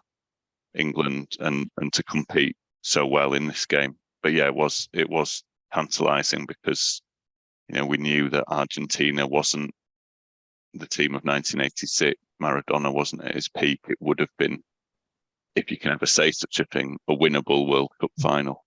So yeah, it was a great experience, that tournament, and getting that far for England was unexpected, and it left us with the third place match, which that's a whole other calamity, maybe, if you want to call it that. You want to talk about that or no? Yeah. Since it took place, I don't think anyone really enjoys. I'll be honest. I don't. Right. I'll be honest. I hate third place matches. I understand the need to have them, maybe, but I'm not a big fan of them. And I remember at the time, the Italian players were very stunned, but still had to go through and play it. The only thing really at stake was, aside from third place, was Schillaci could have gotten the top score of the tournament, which he ends up doing by scoring a penalty kick, which wins the game again 2-1 against the English. And but a lot of people watching that game thought, well, maybe this should have been the final, because these were the two teams that maybe deserved to get to the final, even more so than maybe West Germany at the time. But third place matches at the World Cup often don't mean anything, and you often play your reserves at that point. And I remember that sort of, it was a consolation for the Italians, but little else. So. And do you think it reflected on the Italy's showing as a whole on this World Cup? What was the general opinion? Well, I mean, what for the Italians, in the sense that, yeah. Well, I think the tournament as a whole, yeah. Well, I think for the Italians, it was considered a success off the field because they were worried about logistics and security in the stadiums. And as a host nation, you're always worried about that. And I think that was well done. On the field, I think the idea was that Italy could have won this World Cup. And I think to this day, the Italians think that was a lost opportunity, that they deserved to win that one. And that would come into fuller view 4 years later when they would lose the final then at the Rose Bowl. So getting close that many times, I think sort of hurts the psyche a little bit, the national psyche. But also I remember going to Italy after the tournament was over, and just people were kind of resigned to the fact that, they had lost this World Cup, but they also thought the format was off. They thought, how could a team that's undefeated not reach a final? And that's what happens at a tournament. You play a group stage and then there's a knockout round. And that's just the format, and there's no way around it. And I remember there was at the time all these ideas of, well, if we tinker with the format and maybe we have fewer groups with more teams in them, and you reward the teams that win more games. How does that work? And it just doesn't, right? And so I think that kind of faded away. But the big talking point was, the format is off and penalty kicks are wrong. And that's what countries do when they lose on penalty kicks, right? When they win a penalty kick shootout, they go on about how much better the team was. But the truth is, penalty kicks, you live by them, you can die by them. And so you have to just accept the rules and the format and just move on. But ultimately, I think that was a successful World Cup for the Italians in terms of on the world stage showing what they can do. But I'm surprised you didn't ask me whether the Roberto Baggio goal was good or not. The game itself wasn't. Again, it's something that no one really wants to even be involved in. Let's put it this way. Thankfully, there was no VAR back then, so that's all. Yeah. And not only Baggio's goal that was clearly offside, but later Nicola Berti scored a beautiful header that was perfectly valid, but that one was disallowed. Well, I think at the time referees liked to make amends for mistakes, which ultimately someone told me once was a good point, is when they do that, they just made two mistakes now, as opposed to compensation. I think at the time, compensation was very much the rule in world football. And so the idea of that goal was dubious, so we gave him that one, we can't give him this one. I guess it all evened out in the end, but, thankfully it was a third place match, not a semifinal where it would have mattered much more. So. Yeah, so let's get to the final. The final between Argentina and West Germany was a rematch of the 1986 final between the teams. And while the 1986 match was very exciting and became a classic, this 1990 final between the teams turned out to be perhaps one of the worst ever finals ever up to that point. Let's discuss this match. I mean, it could have been sponsored by NyQuil. That's how bad this match was. I mean, it was, and it became the symbol of the tournament, because I think by then the goal average was 2.2, which is to this day the lowest scoring World Cup on record.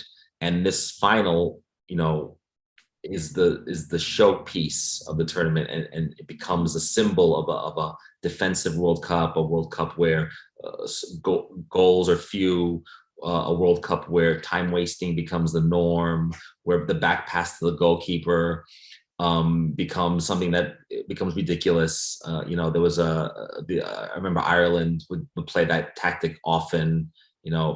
Pat Boner had the ball more than anybody, and then he would just bounce it around, dribble it, kick it off again, and then this would go on and on and on. This was a time wasting tactic because if you're winning 1-0 or if it was scoreless, I think the Argentines knew that they can push the game to penalties.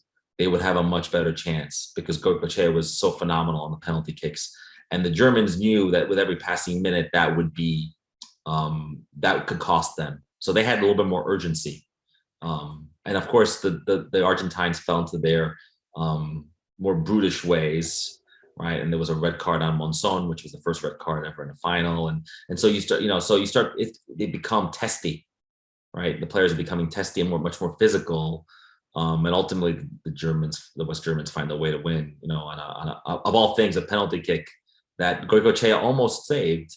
And Andreas Bremer scored the goal that basically won them the game with very little time left.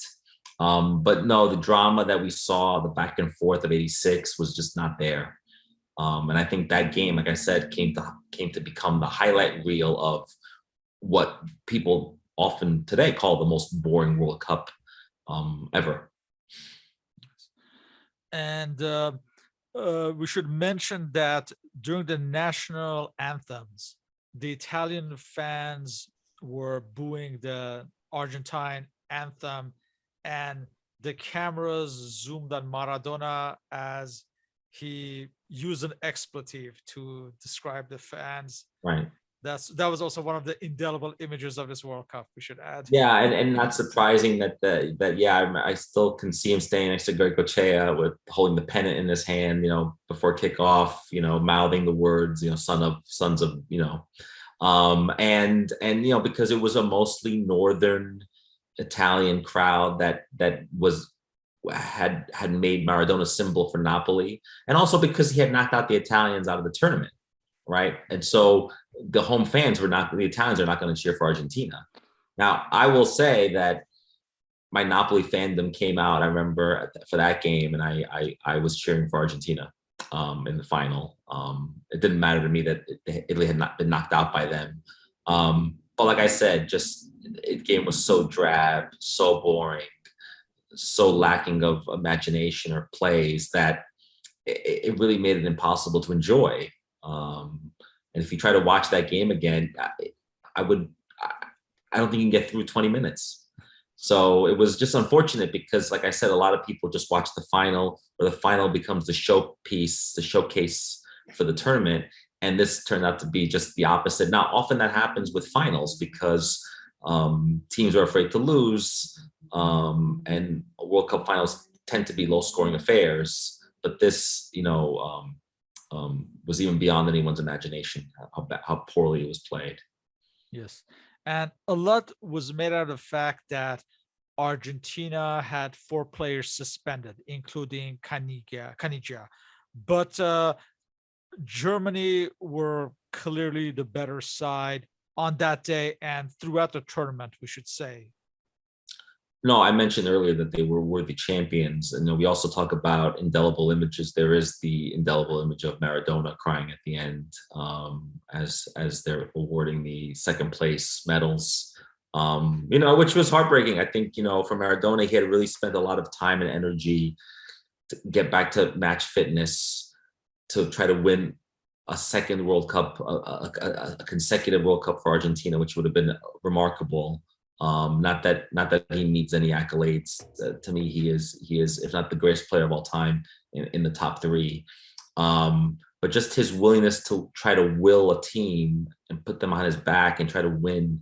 You don't see that with a lot of players before him or since. And so it was heartbreaking to see him, because I think he had spent a lot of time and energy trying to be the fittest he could be.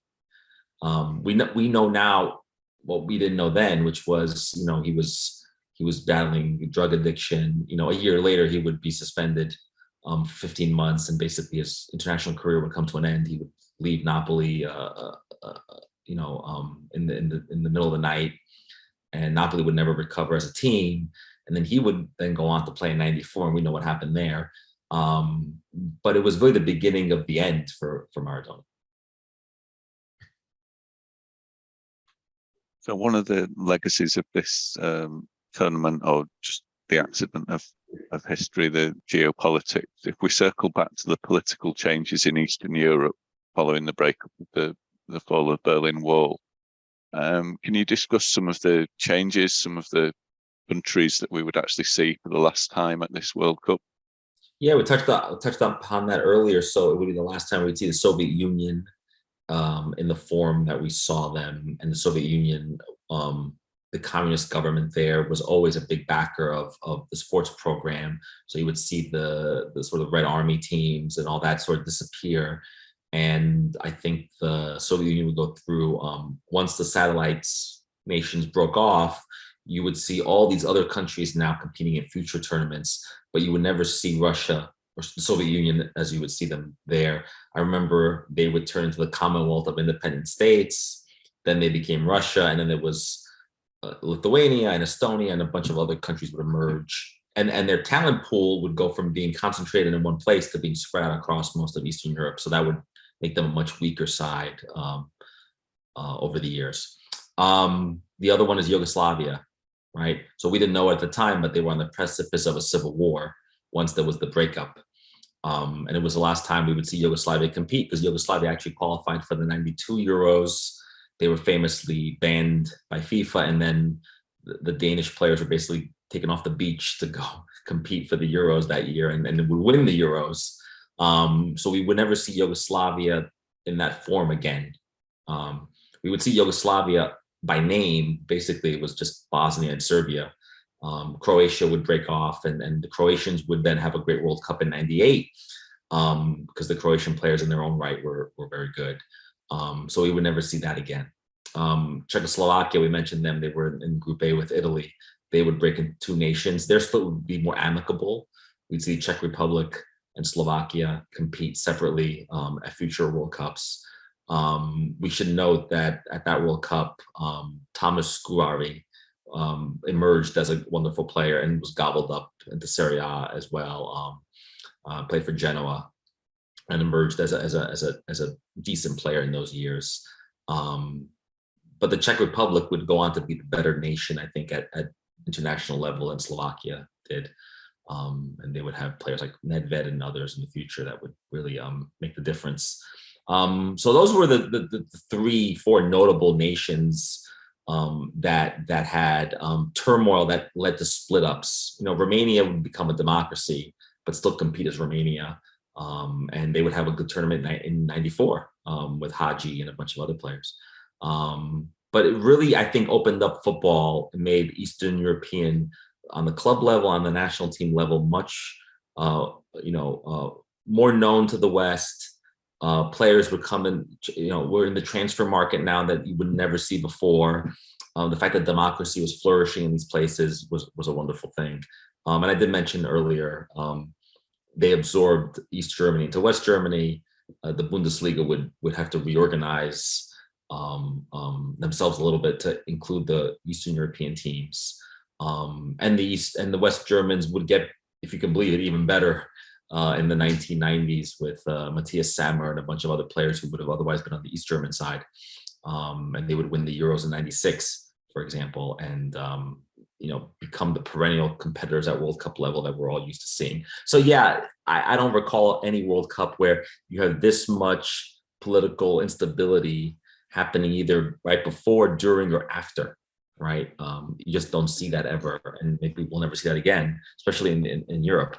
So it made for a really interesting dynamic to the tournament that I think is one of the things that I think is a positive we can take from it, that it was a changing geopolitical status, but at the same time, I think it was exciting to see these countries come into their own. Even the Bulgarians would then in '94 be the Cinderella team there. So just to see the Eastern European nations, up until that point, the only one that had ever been notable was Hungary, in the international level. And it was fun. And even the Russians would go on to become a fairly decent side over the years. And as you recall, 4 years ago when they hosted the World Cup, they went on an interesting run themselves.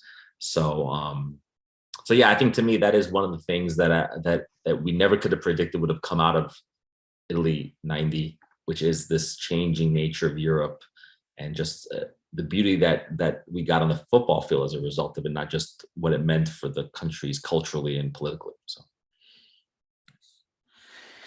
So this World Cup would be the end for some top players, the likes of Pierre Litbarski, Careca, Peter Shilton, Brian Robson, Terry Butcher, Gary Lineker, and even the likes of Paul Gascoigne and David Platt, who probably felt they had many World Cups down the road, but it turned out to be their only World Cups, as well as someone like Gianluca Vialli and Walter Zenga.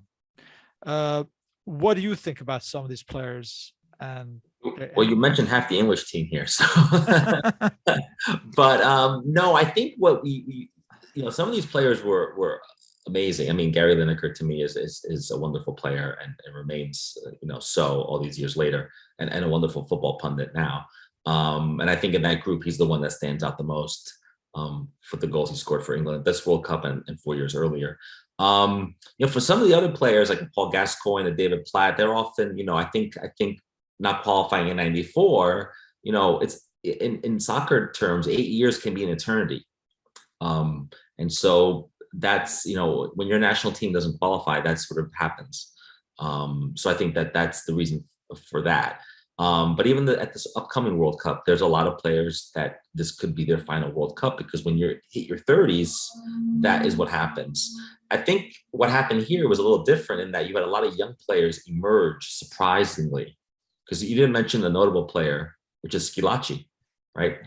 His career, he basically evaporates after the World Cup. He kind of bounces around a little bit, plays for Juventus, plays for Inter, and then he does what no Italian does before. He goes to Japan, right? And his career, pretty much his national team career, by USA '94, he's not on the national team anymore, right? And so 4 years later, the man who would score 6 goals and captivate a nation is totally forgotten.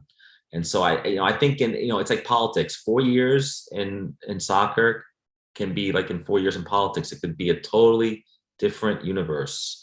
And I think that happens today. And clearly it happens then, because you mentioned a bunch of players who were top notch who would totally disappear. So, and it's also sad when you think that Ruud Gullit and Marco van Basten, they were so disappointed in their only World Cup that they played in. Yeah, no, and yeah, especially for Van Basten, his career was curtailed because of just the brutish nature of the sport during those years, and just how hard the defenders were, and how the referees, like I said, favored defenders. Now that would all change. What would happen, this World Cup is interesting because I think in the history of the World Cups, it's like a defining line between the past and the future. And USA '94 represented the future, not just in football terms on the field, but also in advertising and marketing and licensing, the way the World Cup is promoted, bringing the World Cup to a country that was not a football nation, all that. But on the field, there were a lot of rule changes as a result. So the back pass to the goalie was eliminated, right? So the idea of time wasting, they got rid of that. Referees were told to be much harsher on defenders and give cards if they had to discipline the players. And if you saw USA '94, the number of cards, red and yellow, increased dramatically. The other thing was giving 3 points for a win instead of the 2, and leaving 1 point for the draw. That became ubiquitous among domestic leagues and at the World Cup level. USA '94, that was the first time teams didn't do what teams in Group F were doing, where they were playing for draws between England, Ireland, Egypt. It wasn't worth playing for a draw. You had to go for the win. So FIFA did a couple of things with the International Football Board to try to make the game more exciting, because the specter of doing something else, which the Americans wanted, which was make the goals bigger, try to create more scoring, that the traditional soccer fan, that was sort of, something they didn't want to see. So FIFA was smart with the international community to make these tweaks, these small changes that I think have made the sport better. And we are benefiting from that 30 years later. These rule changes came in 1992, 30 years ago. This is the 30th anniversary of those rule changes, and the sport has dramatically changed since then. And I think you saw that not just at the World Cup level, but in Serie A and the Premier League, and in the Champions League, everywhere. And so that came as a result of this World Cup because it was so defensive, so drab, so dour. It forced these changes. So, just to focus on, maybe the most important of the rule changes that came in the aftermath of this World Cup, the back pass rule. Do you think that was kind of specific to address the disappointing spectacles of some of the games, especially in the later stages of this World Cup? Yeah, no, that was done totally in response to what was going on in not just in the elimination in the knockout stage, but also some of the decisive final match days of the group stage. Because when the games began to matter, teams thought, oh, okay, well, I only need a draw, or I'm winning 1-0. Let's waste time. And at the time, back past the goalie was a totally legitimate thing to do. And the goalie would pick up the ball. Like I mentioned earlier, he'd bounce it around, kick off, and this would go on. And the goalkeeper would have I remember I mentioned the Pat Boner thing. He had, for one game, I think it was Ireland, Romania, maybe, he had the ball for 8.5 minutes. Now, it's unheard of for a goalkeeper to have that much possession of a ball. What the back pass rule, though, did do is not only did it reduce time wasting, but now it made goalkeepers better with their feet. Now you have goalkeepers who have to almost play like a center back, right? So we were laughing at Rene Higuita earlier, but goalkeepers need to know how to dribble the ball now, which they didn't need to do back then, right? So it changed the game, but you're right, it came in total response to the knockout round where we expected excitement. Instead, what we saw was a lot of 1-0 games and games being pushed to penalty kicks in a quantity we had never seen before. And FIFA had to respond to that, and they had 4 years to do so, and they did.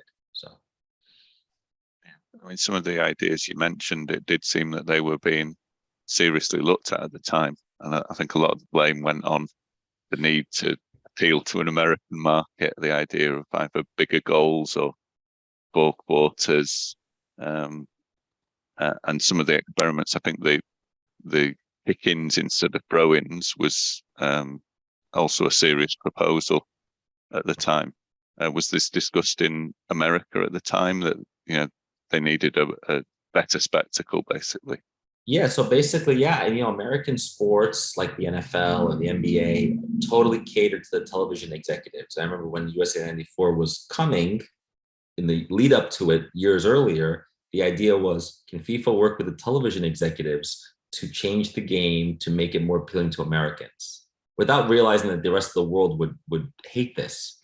And so the idea was enlarge the goals. If anyone's ever played football knows the goals are pretty big. So enlarge the goals. The second was to, like you mentioned, to break into 4 quarters. And the simple reason for that was to create commercial breaks between the quarters. Like we mentioned earlier about the commercials, right? So you can do 4 quarters of 20 minutes each or 25 minutes, whatever you want to do, and then put commercials in between the quarters and go to commercial break, right? So that was, but I think these ideas were toyed with, and the kick-ins and the throw-in. But I remember the time thinking and reading that this was never a serious consideration. They were never going to change the game to the point where it would become unrecognizable to the rest of the world. And there was no guarantee that Americans were going to watch anyway. And so there was that double-edged sword. And FIFA at heart, I think soccer fans at heart are very traditional, very purist. And none of those ideas ever came to fruition, thankfully. And the game really is what it is today. But like I mentioned, those 4 or 5 minor tweaks really went a long way in changing the nature of the way teams played, but without destroying the product altogether. So. This 1990 World Cup, now 32 years later, is regarded as a magical World Cup. Yet to most contemporaries and observers of the day, they felt that it had been a disappointing one. Let's discuss the reasons. Why do you think it's now regarded, like I said, this seminal moment for World Cups for so many people? Well, I'm going to borrow a word from your podcast, nostalgia. Nostalgia has a way of distorting the lens of reality. in a way that, I think back to this World Cup and I think back to being 14 and to living with my parents and to, carefree days. And so the World Cup is always where you are in life. And if you were young and carefree, you're nostalgic for that, right? On the field, the product may not have been what we wanted it to be, but when you're watching England, West Germany, or Argentina, Italy, you're not sitting there watching this game thinking, oh, this is boring, I don't want to watch this. You're at the edge of your seat. Your national team is playing. You're excited for it, right? It's easy for people after the fact, 10 years later, 20 years later, 30 years later, to go back and say, oh, these games are unwatchable. But if you were living in the moment, a mix of nostalgia and also just how high stakes these games are really matter. They really matter. And the excitement level that you have going into a game as a fan, that is something that you can't take away, even with analyzing the game, right? If you go on YouTube or talk to anyone who's over 40 years old and they remember that World Cup, they will say nothing but good things. And I find that among the Germans, among the English, among the Argentines, among the Italians, even all these years later, because ultimately it was kind of a relic of the past now, after 30 plus years. And I remember the anniversary of this World Cup came in the middle of the pandemic. And I remember thinking, wow, 30 years ago, I was doing this, and that, and now I'm just sitting at home worried about a virus killing me. Like, trust me, the World Cup looks a lot better in that setting, right? And I think that's part of the nostalgia that people that are older think about. And I think it has a powerful effect on people. And I think, like I said, when I wrote my book, this was the one chapter I couldn't wait to get to write, because sure, I had to be objective and fair and say, sure, 2.2 goals a game is not great. And yes, there were negative tactics. And yes, some games were boring. Yes, sure. But having said all that, I wouldn't trade it for anything. I wouldn't change anything. I think the way the World Cup went about that summer, the way it turned out, the drama, the excitement, the teams like Cameroon, the players like David Platt and Schillaci, all these guys, I would never trade that for anything. And I think ultimately, sure, if you're going to rank the best World Cup to the worst, sure, then we can do that.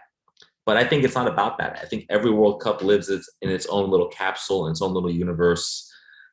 And where you are in life is a reflection of that. And I think for that reason, for me, it's very nostalgic. And I think back fondly on it. And like I said, I will watch highlights from that World Cup when I can, because it's just fun. Just fun to think back to those days. Yeah. And Paul, it seems like for most of the British punditry class, this World Cup was a significant event in their lives as young fans. And this may be a reason for its aura, along with Gaza Mania and all that. And somehow it may have, I don't know, I think it was already set in motion, but it may have paved the way for the launch of the Premier League. And so there's all these factors that make it appealing for the British audience. What do you think? Yeah, I think there's definitely an argument that it certainly gave the impetus towards that move for a Premier League. I think it was noticeable just from the World Cups that I can still remember, compared to 1982 and 1986. There was much more interest. There was much more coverage, both television and newspaper. And I think it was also noticeable that people that wouldn't necessarily watch an English league game or be particularly interested in football otherwise were suddenly huge fans and talking about Gaza. And I think it certainly, probably for the football executives and television companies, it was obvious that there was going to be a bigger market, and the way that tournament was presented, the fantastic stadiums, the coverage was just all much slicker, that you could see that there was now probably a global audience, whereas before it had been, a little bit parochial English football.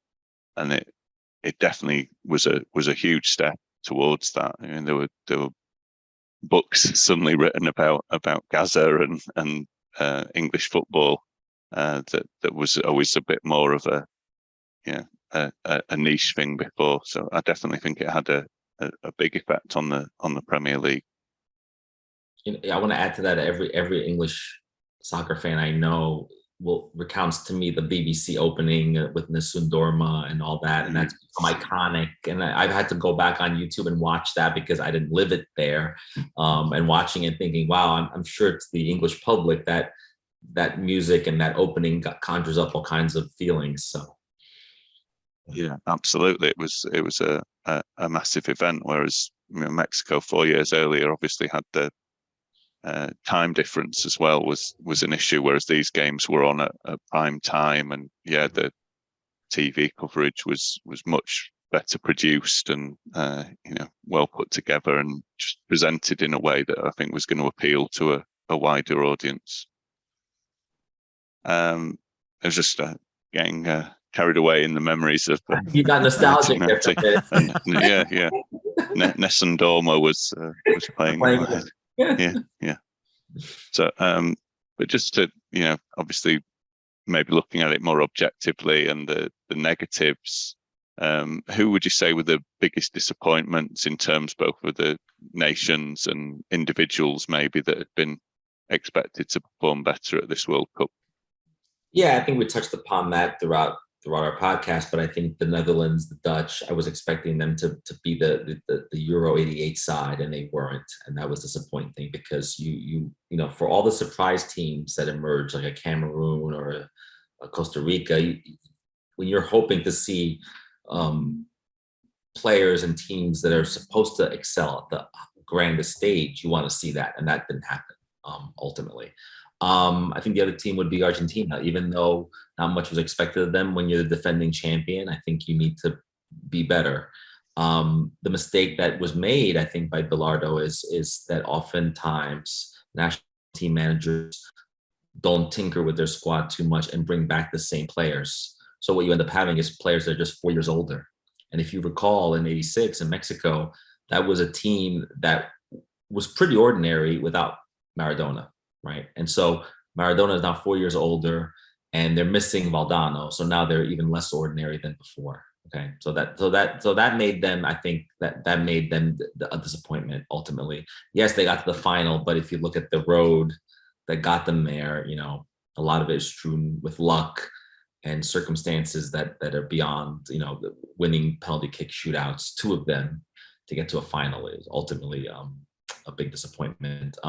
Those to me are the 2 biggest. I mean, you can put Italy in that category, of course, because Italy was supposed to win the World Cup, and no one's supposed to win it. No one's predestined to do it, but to do it at home, it often happens. And some of the players did not emerge as we would have liked. And so if it had not been for Schillaci that made up the difference, the Italians might not have even gotten that far. Who knows, right? We don't know.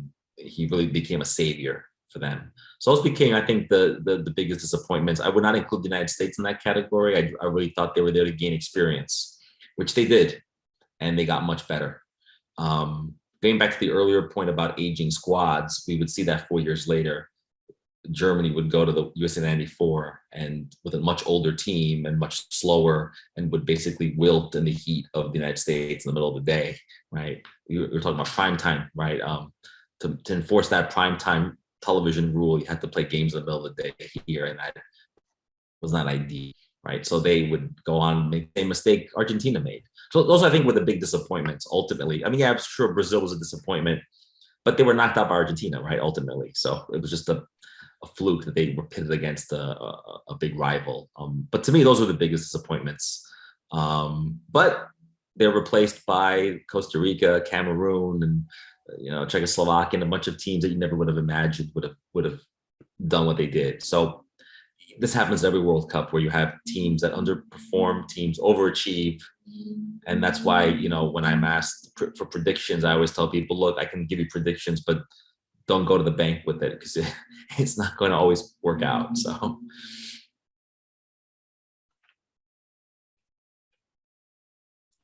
Yeah. And just to add that Soccer America magazine ranked the main flops as the Soviet Union, Tony Polster, and Marco van Basten, which makes sense. And we have to mention also Brazil were disappointing, obviously.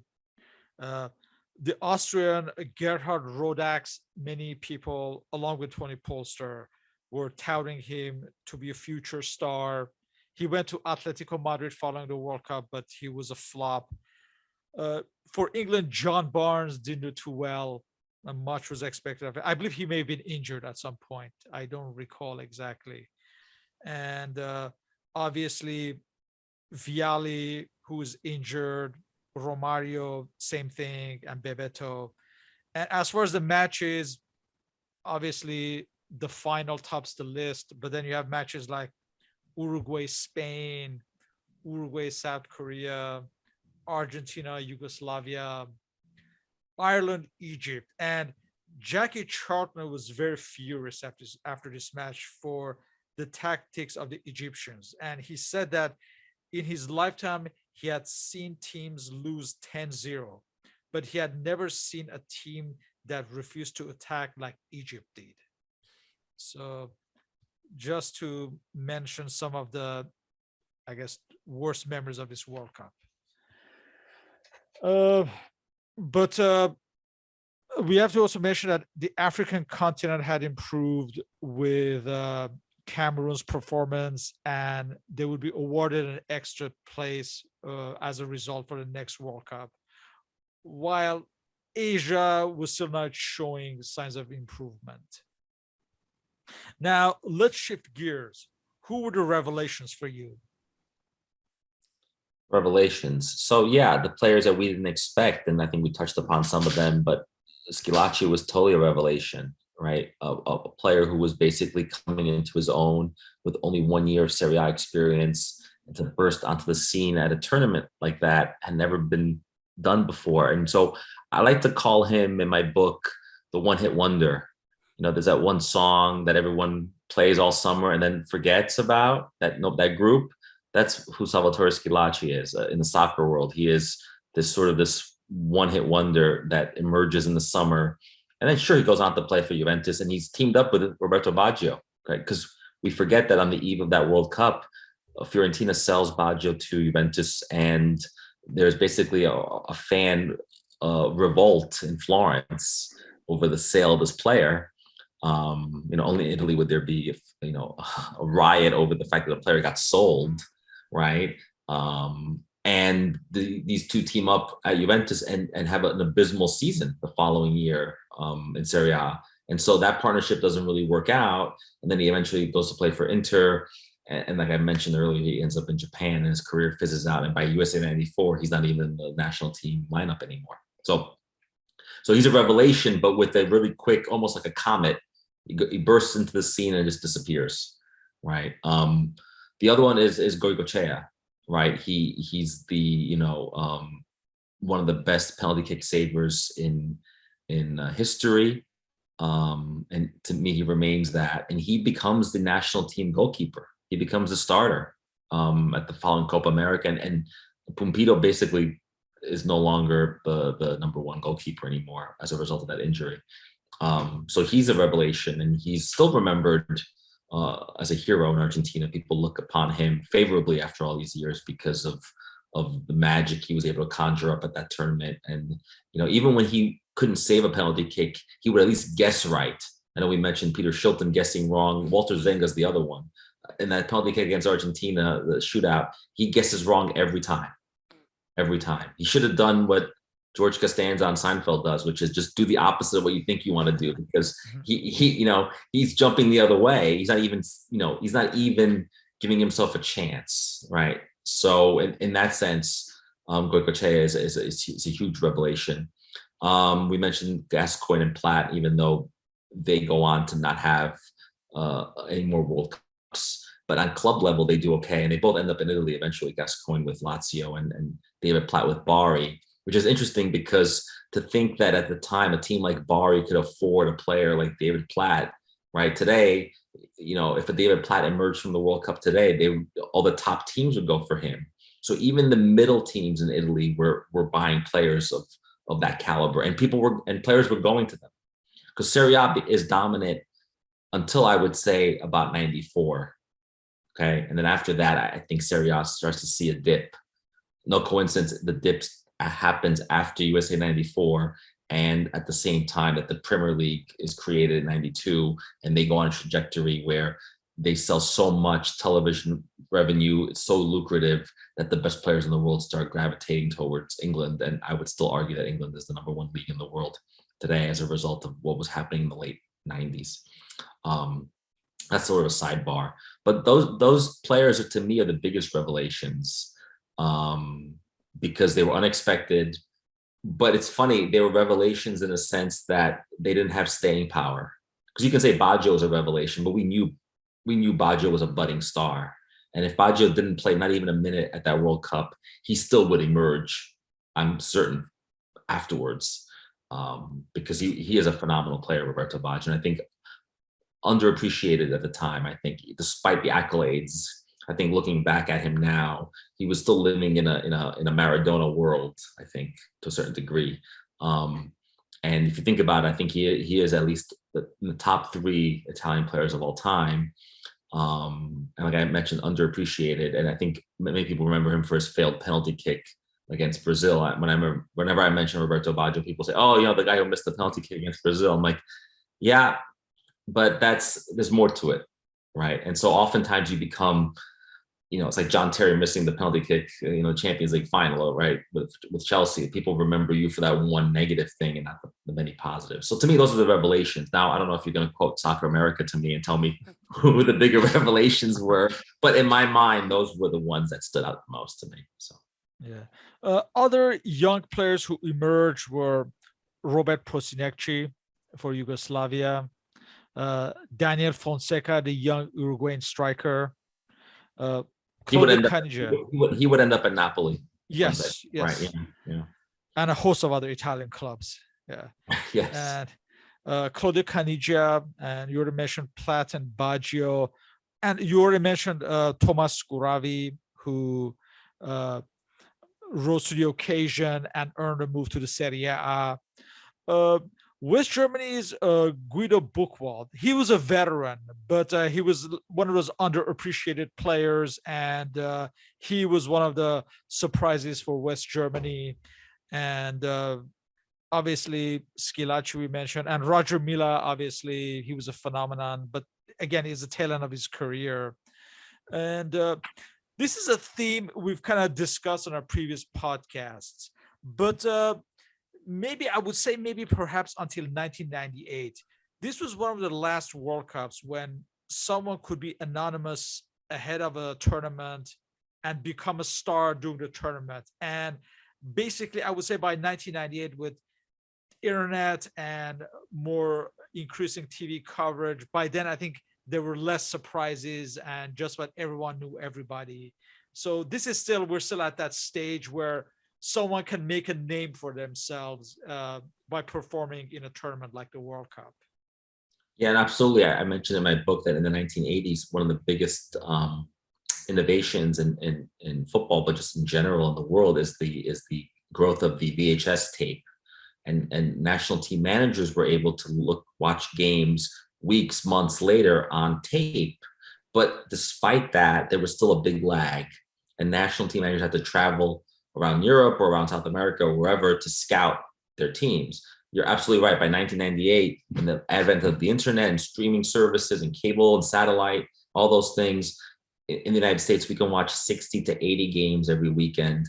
There is no surprise player unless, even if you look on the internet now, you just Google 10 revelations for the 2022 World Cup, they'll give you a list of who they think might be a revelation, right? Because no one's unknown, right? Unless a Schillaci type player emerges, which I haven't seen since, it's not likely that there'll be someone a surprise, because everyone knows everybody else. Players are playing on different clubs all the time now. It's not unusual for European teams not to have Europeans and South Americans on those teams, but to have Africans and Asian players. And you're absolutely right. The world is a much smaller place because of the internet.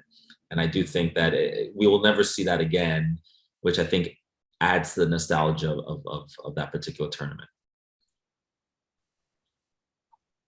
And part of the sort of increasing commercial appeal of the game that we've touched on, kits were also becoming big business, and some of them from this tournament became quite collectible. The German green kit they wore against England, Cameroon, of course USA. What can you say about this aspect? Yeah, so the kits are interesting. I think this isn't the last World Cup but Italy up until USA 94, maybe France 98, wouldn't wear a sponsor on their kit. So the Italian kit, the blue one, was Diodora. And so you wouldn't see the kit maker on there just to keep it classic. And Italy's always playing that classic blue jersey, which is always iconic. The Brazilians are always in the yellow.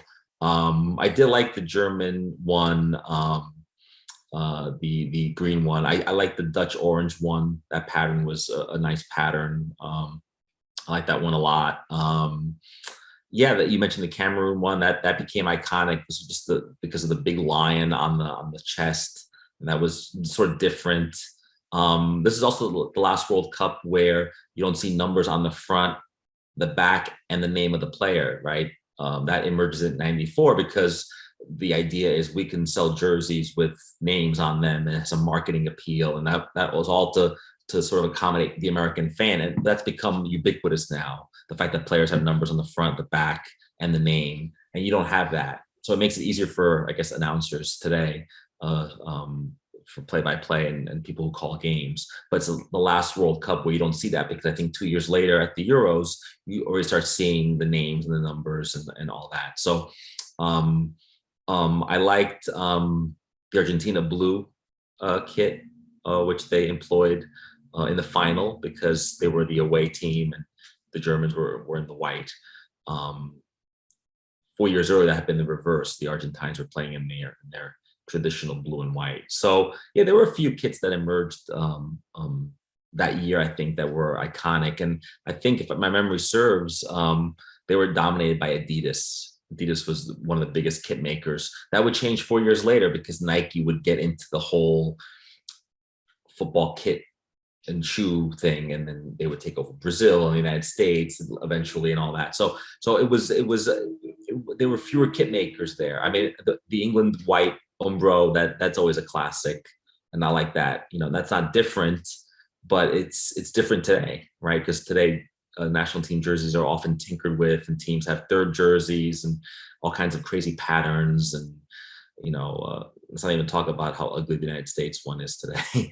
But it changes every year, right? And I think for some national teams there is a devotion to keeping it simple. And I think at the World Cup in 1990, we definitely had that classic '90s look that in some ways is making it come back a little bit. The shiny kit, a little bit oversized.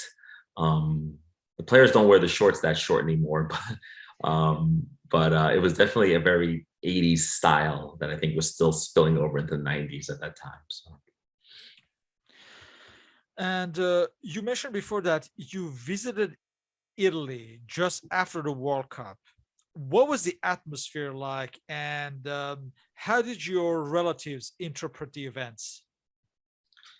Yeah, so there was a feeling of resignation. I remember getting there a week later and feeling like there was a big hangover, like the party had just ended. And when your country hosts the World Cup, it does feel that way because there's so much excitement and energy and tourists and police and all that was gone, right? All that had it was like taking the air out of a balloon in a way. And then that's doubly was the case because of the way Italy was eliminated. And I think, like I mentioned earlier, a lot of people thought the format was wrong, penalty kicks are wrong. There was this whole sort of debate about the way Italy went out without arguing that maybe they were unlucky, or maybe they deserved to get eliminated, or maybe they made a mistake here. There wasn't any of that. It was mostly based on the fact that the format is something is wrong with the format. How could a team that's undefeated then get knocked out? Because as you know, losing on penalty kicks doesn't count as a defeat, it's a draw, right? And then there was the whole idea that penalty kicks aren't fair. Maybe they should have kept on playing. And that became a discussion for years. Should extra time be tinkered with to eliminate penalty kicks somehow? Right? That became a talking point. The other talking point was, because I was from the South, was that, ultimately Argentina had gotten the final, and that wasn't such a bad thing either, because to many Italians, to many Southern Italians, Argentina becomes a surrogate team. And to this day, there are people in Naples who will cheer for Argentina, because there's an affinity for that nation, because of Maradona, and because of the connection between Argentine players and Italian club teams. There's always been many Argentines have played in the Italian league for generations. So that's not new. And many Argentines are of Italian descent. That's not a coincidence either. So that dynamic, I think, had Argentina won the World Cup, I think a lot of my relatives would have been pretty happy, to be honest. It would have been a consolation for them. Oh, well, Italy didn't win, but then Argentina won. Maradona won, and the best player in the world plays here, right? There's a pride that goes with that. But so, like I said, most of it was kind of deflated. Like, oh, well, the party's over. We did the best we could. What can you do? That was sort of the resignation. Do you feel that this 1990 World Cup was a reference point in terms of entering the modern age, due to the communication, the stadia, the organization of this World Cup? Yeah, no, I think in a lot of ways it was cutting edge, because you had technology, advances in technology with satellite television, like you mentioned earlier, that I think made this broadcasting of this World Cup a lot more professional than it had ever been before. And you see that in my book, but just in general, you see as technology improves, the way the World Cup is presented changes, right? And if in 98, the seminal moment is the use of the internet, well, in 1990, I think it's the power of television. And television still having this sort of captivating sway over the public. And really the only way to watch the World Cup is on television at that time, as opposed to maybe on your phone today, which is a very different experience. And so I do think that the technology just does impact our memory of it, but also the way we experience the World Cup. And I think the organization was top notch, even though in the ensuing years, there were scandals in Italy over the allocation of money and the building of stadiums. And the truth is, as cutting edge as the stadiums were in 1990, Italian stadiums have not changed much since 1990. And that's a problem, right? I mean, Italy is a soccer mad nation, but does not have the stadiums to host a Euro, for example. If they want to host the Euros in 10 years, they probably couldn't. So a lot of those stadiums have remained the same.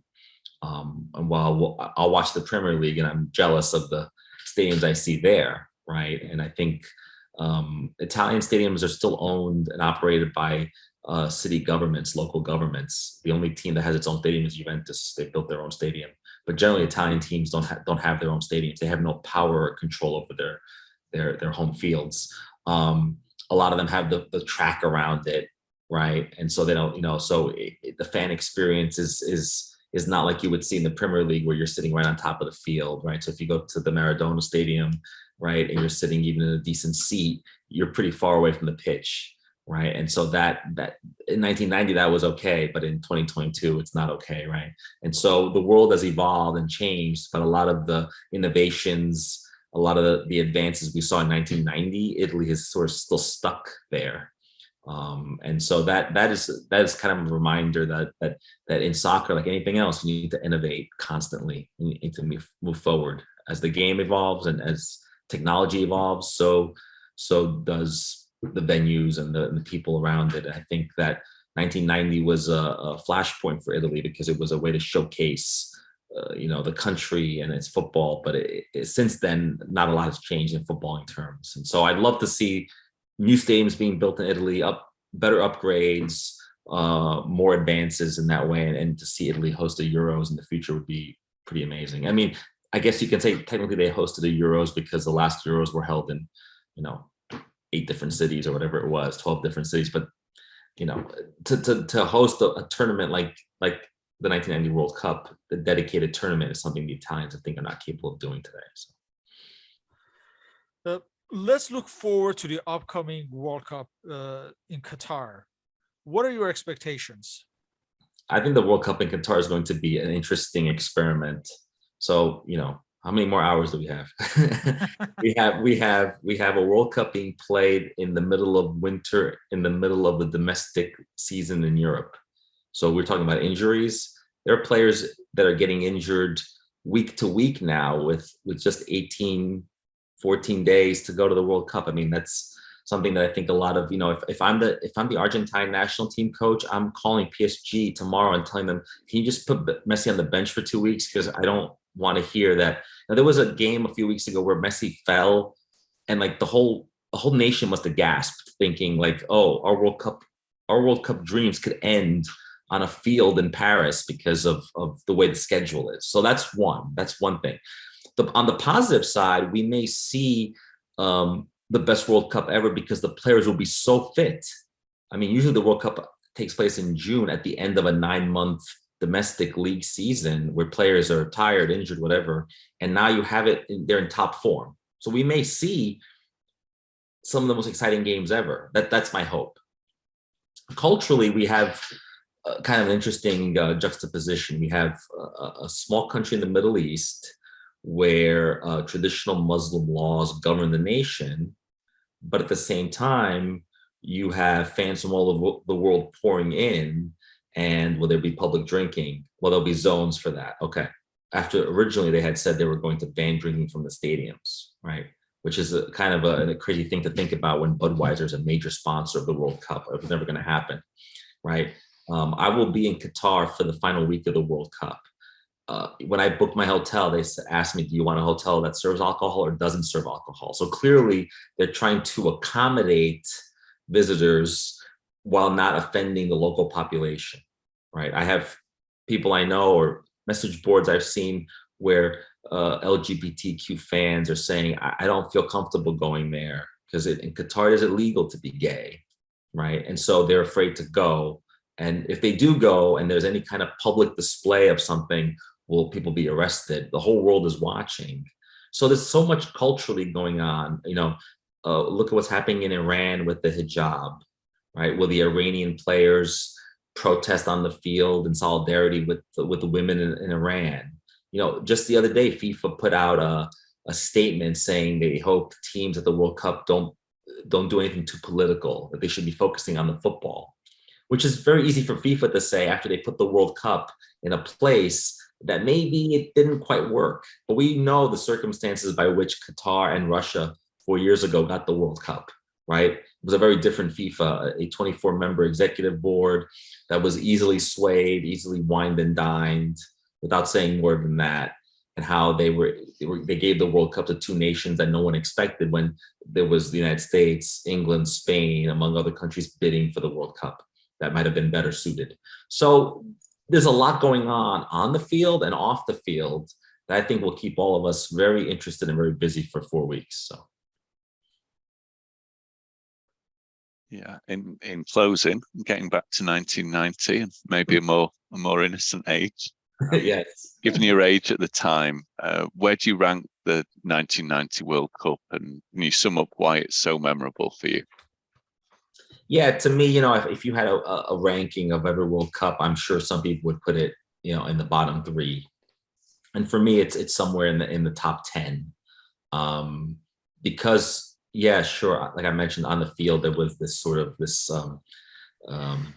this issue with the game not living up to expectation and not living up to the game we love, to be honest. But there was so much drama, so much excitement, so many storylines that I think that kept it captivating enough for me, if you were living it, right? And even to this day, like I'll go back and watch a highlight reel of all the goals from that World Cup, or I'll watch the story of that World Cup, and through that lens, it's not so bad because all the best moments are put together in a package. So it's very easy to enjoy the 30-minute compilation as opposed to watching every game over again.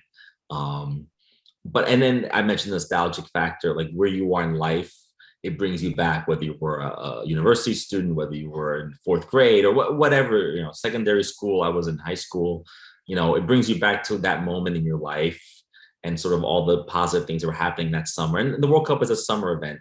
School tends to be out of session.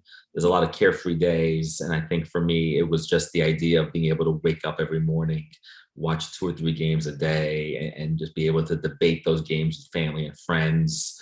I remember we moved that summer, and it was interesting because we moved from one part of New York City to another part of New York City. We only moved 30 minutes away. But I remember telling my parents, we have to schedule the move on an off day because I don't want to miss any games between, I think it was between like the round of 16, the quarterfinal. There was like a 2-day break or something. And we ended up moving like in the middle of that. I remember the movers were Israelis. And we got into a whole discussion about the World Cup with this, because at the time in the United States, the only people that cared about soccer were people from other countries. And so I remember that they asked us, where are you from? And we said we were Italian. And then, of course, the World Cup became a talking point. So I remember all these things because they were taking place during the tournament. I wouldn't otherwise remember these events in my life if it didn't take part during the World Cup. And so for me, like I mentioned, I think it deserves a top 10 spot because of just how dramatic it is. And just think of the time we've spent now talking about it. If this was a terrible World Cup or a boring World Cup, we wouldn't give it more than 10 minutes. But somehow we managed to find all these stories to pick out. It was exciting. And you had to, they say you had to be there. You had to be there to really appreciate it, I think. Indeed. Yeah. With that, we'd like to thank you for your participation in this interview. As always, feel free to leave questions and comments. All our respective contact information and links are listed on the blog and podcast listings, including the links to Mr. Lisi's books. You may follow the podcast on Spotify, on Google, Apple, Podwine, on Stitcher, all under Soccer Nostalgia Talk Podcast. Please leave a review, rate, and subscribe if you like the podcast. So once again, thank you. This was an enjoyable discussion and brought back a lot of memories. Thank you. Yeah, same here. Thank you so much for your time. Thank you. Thank you.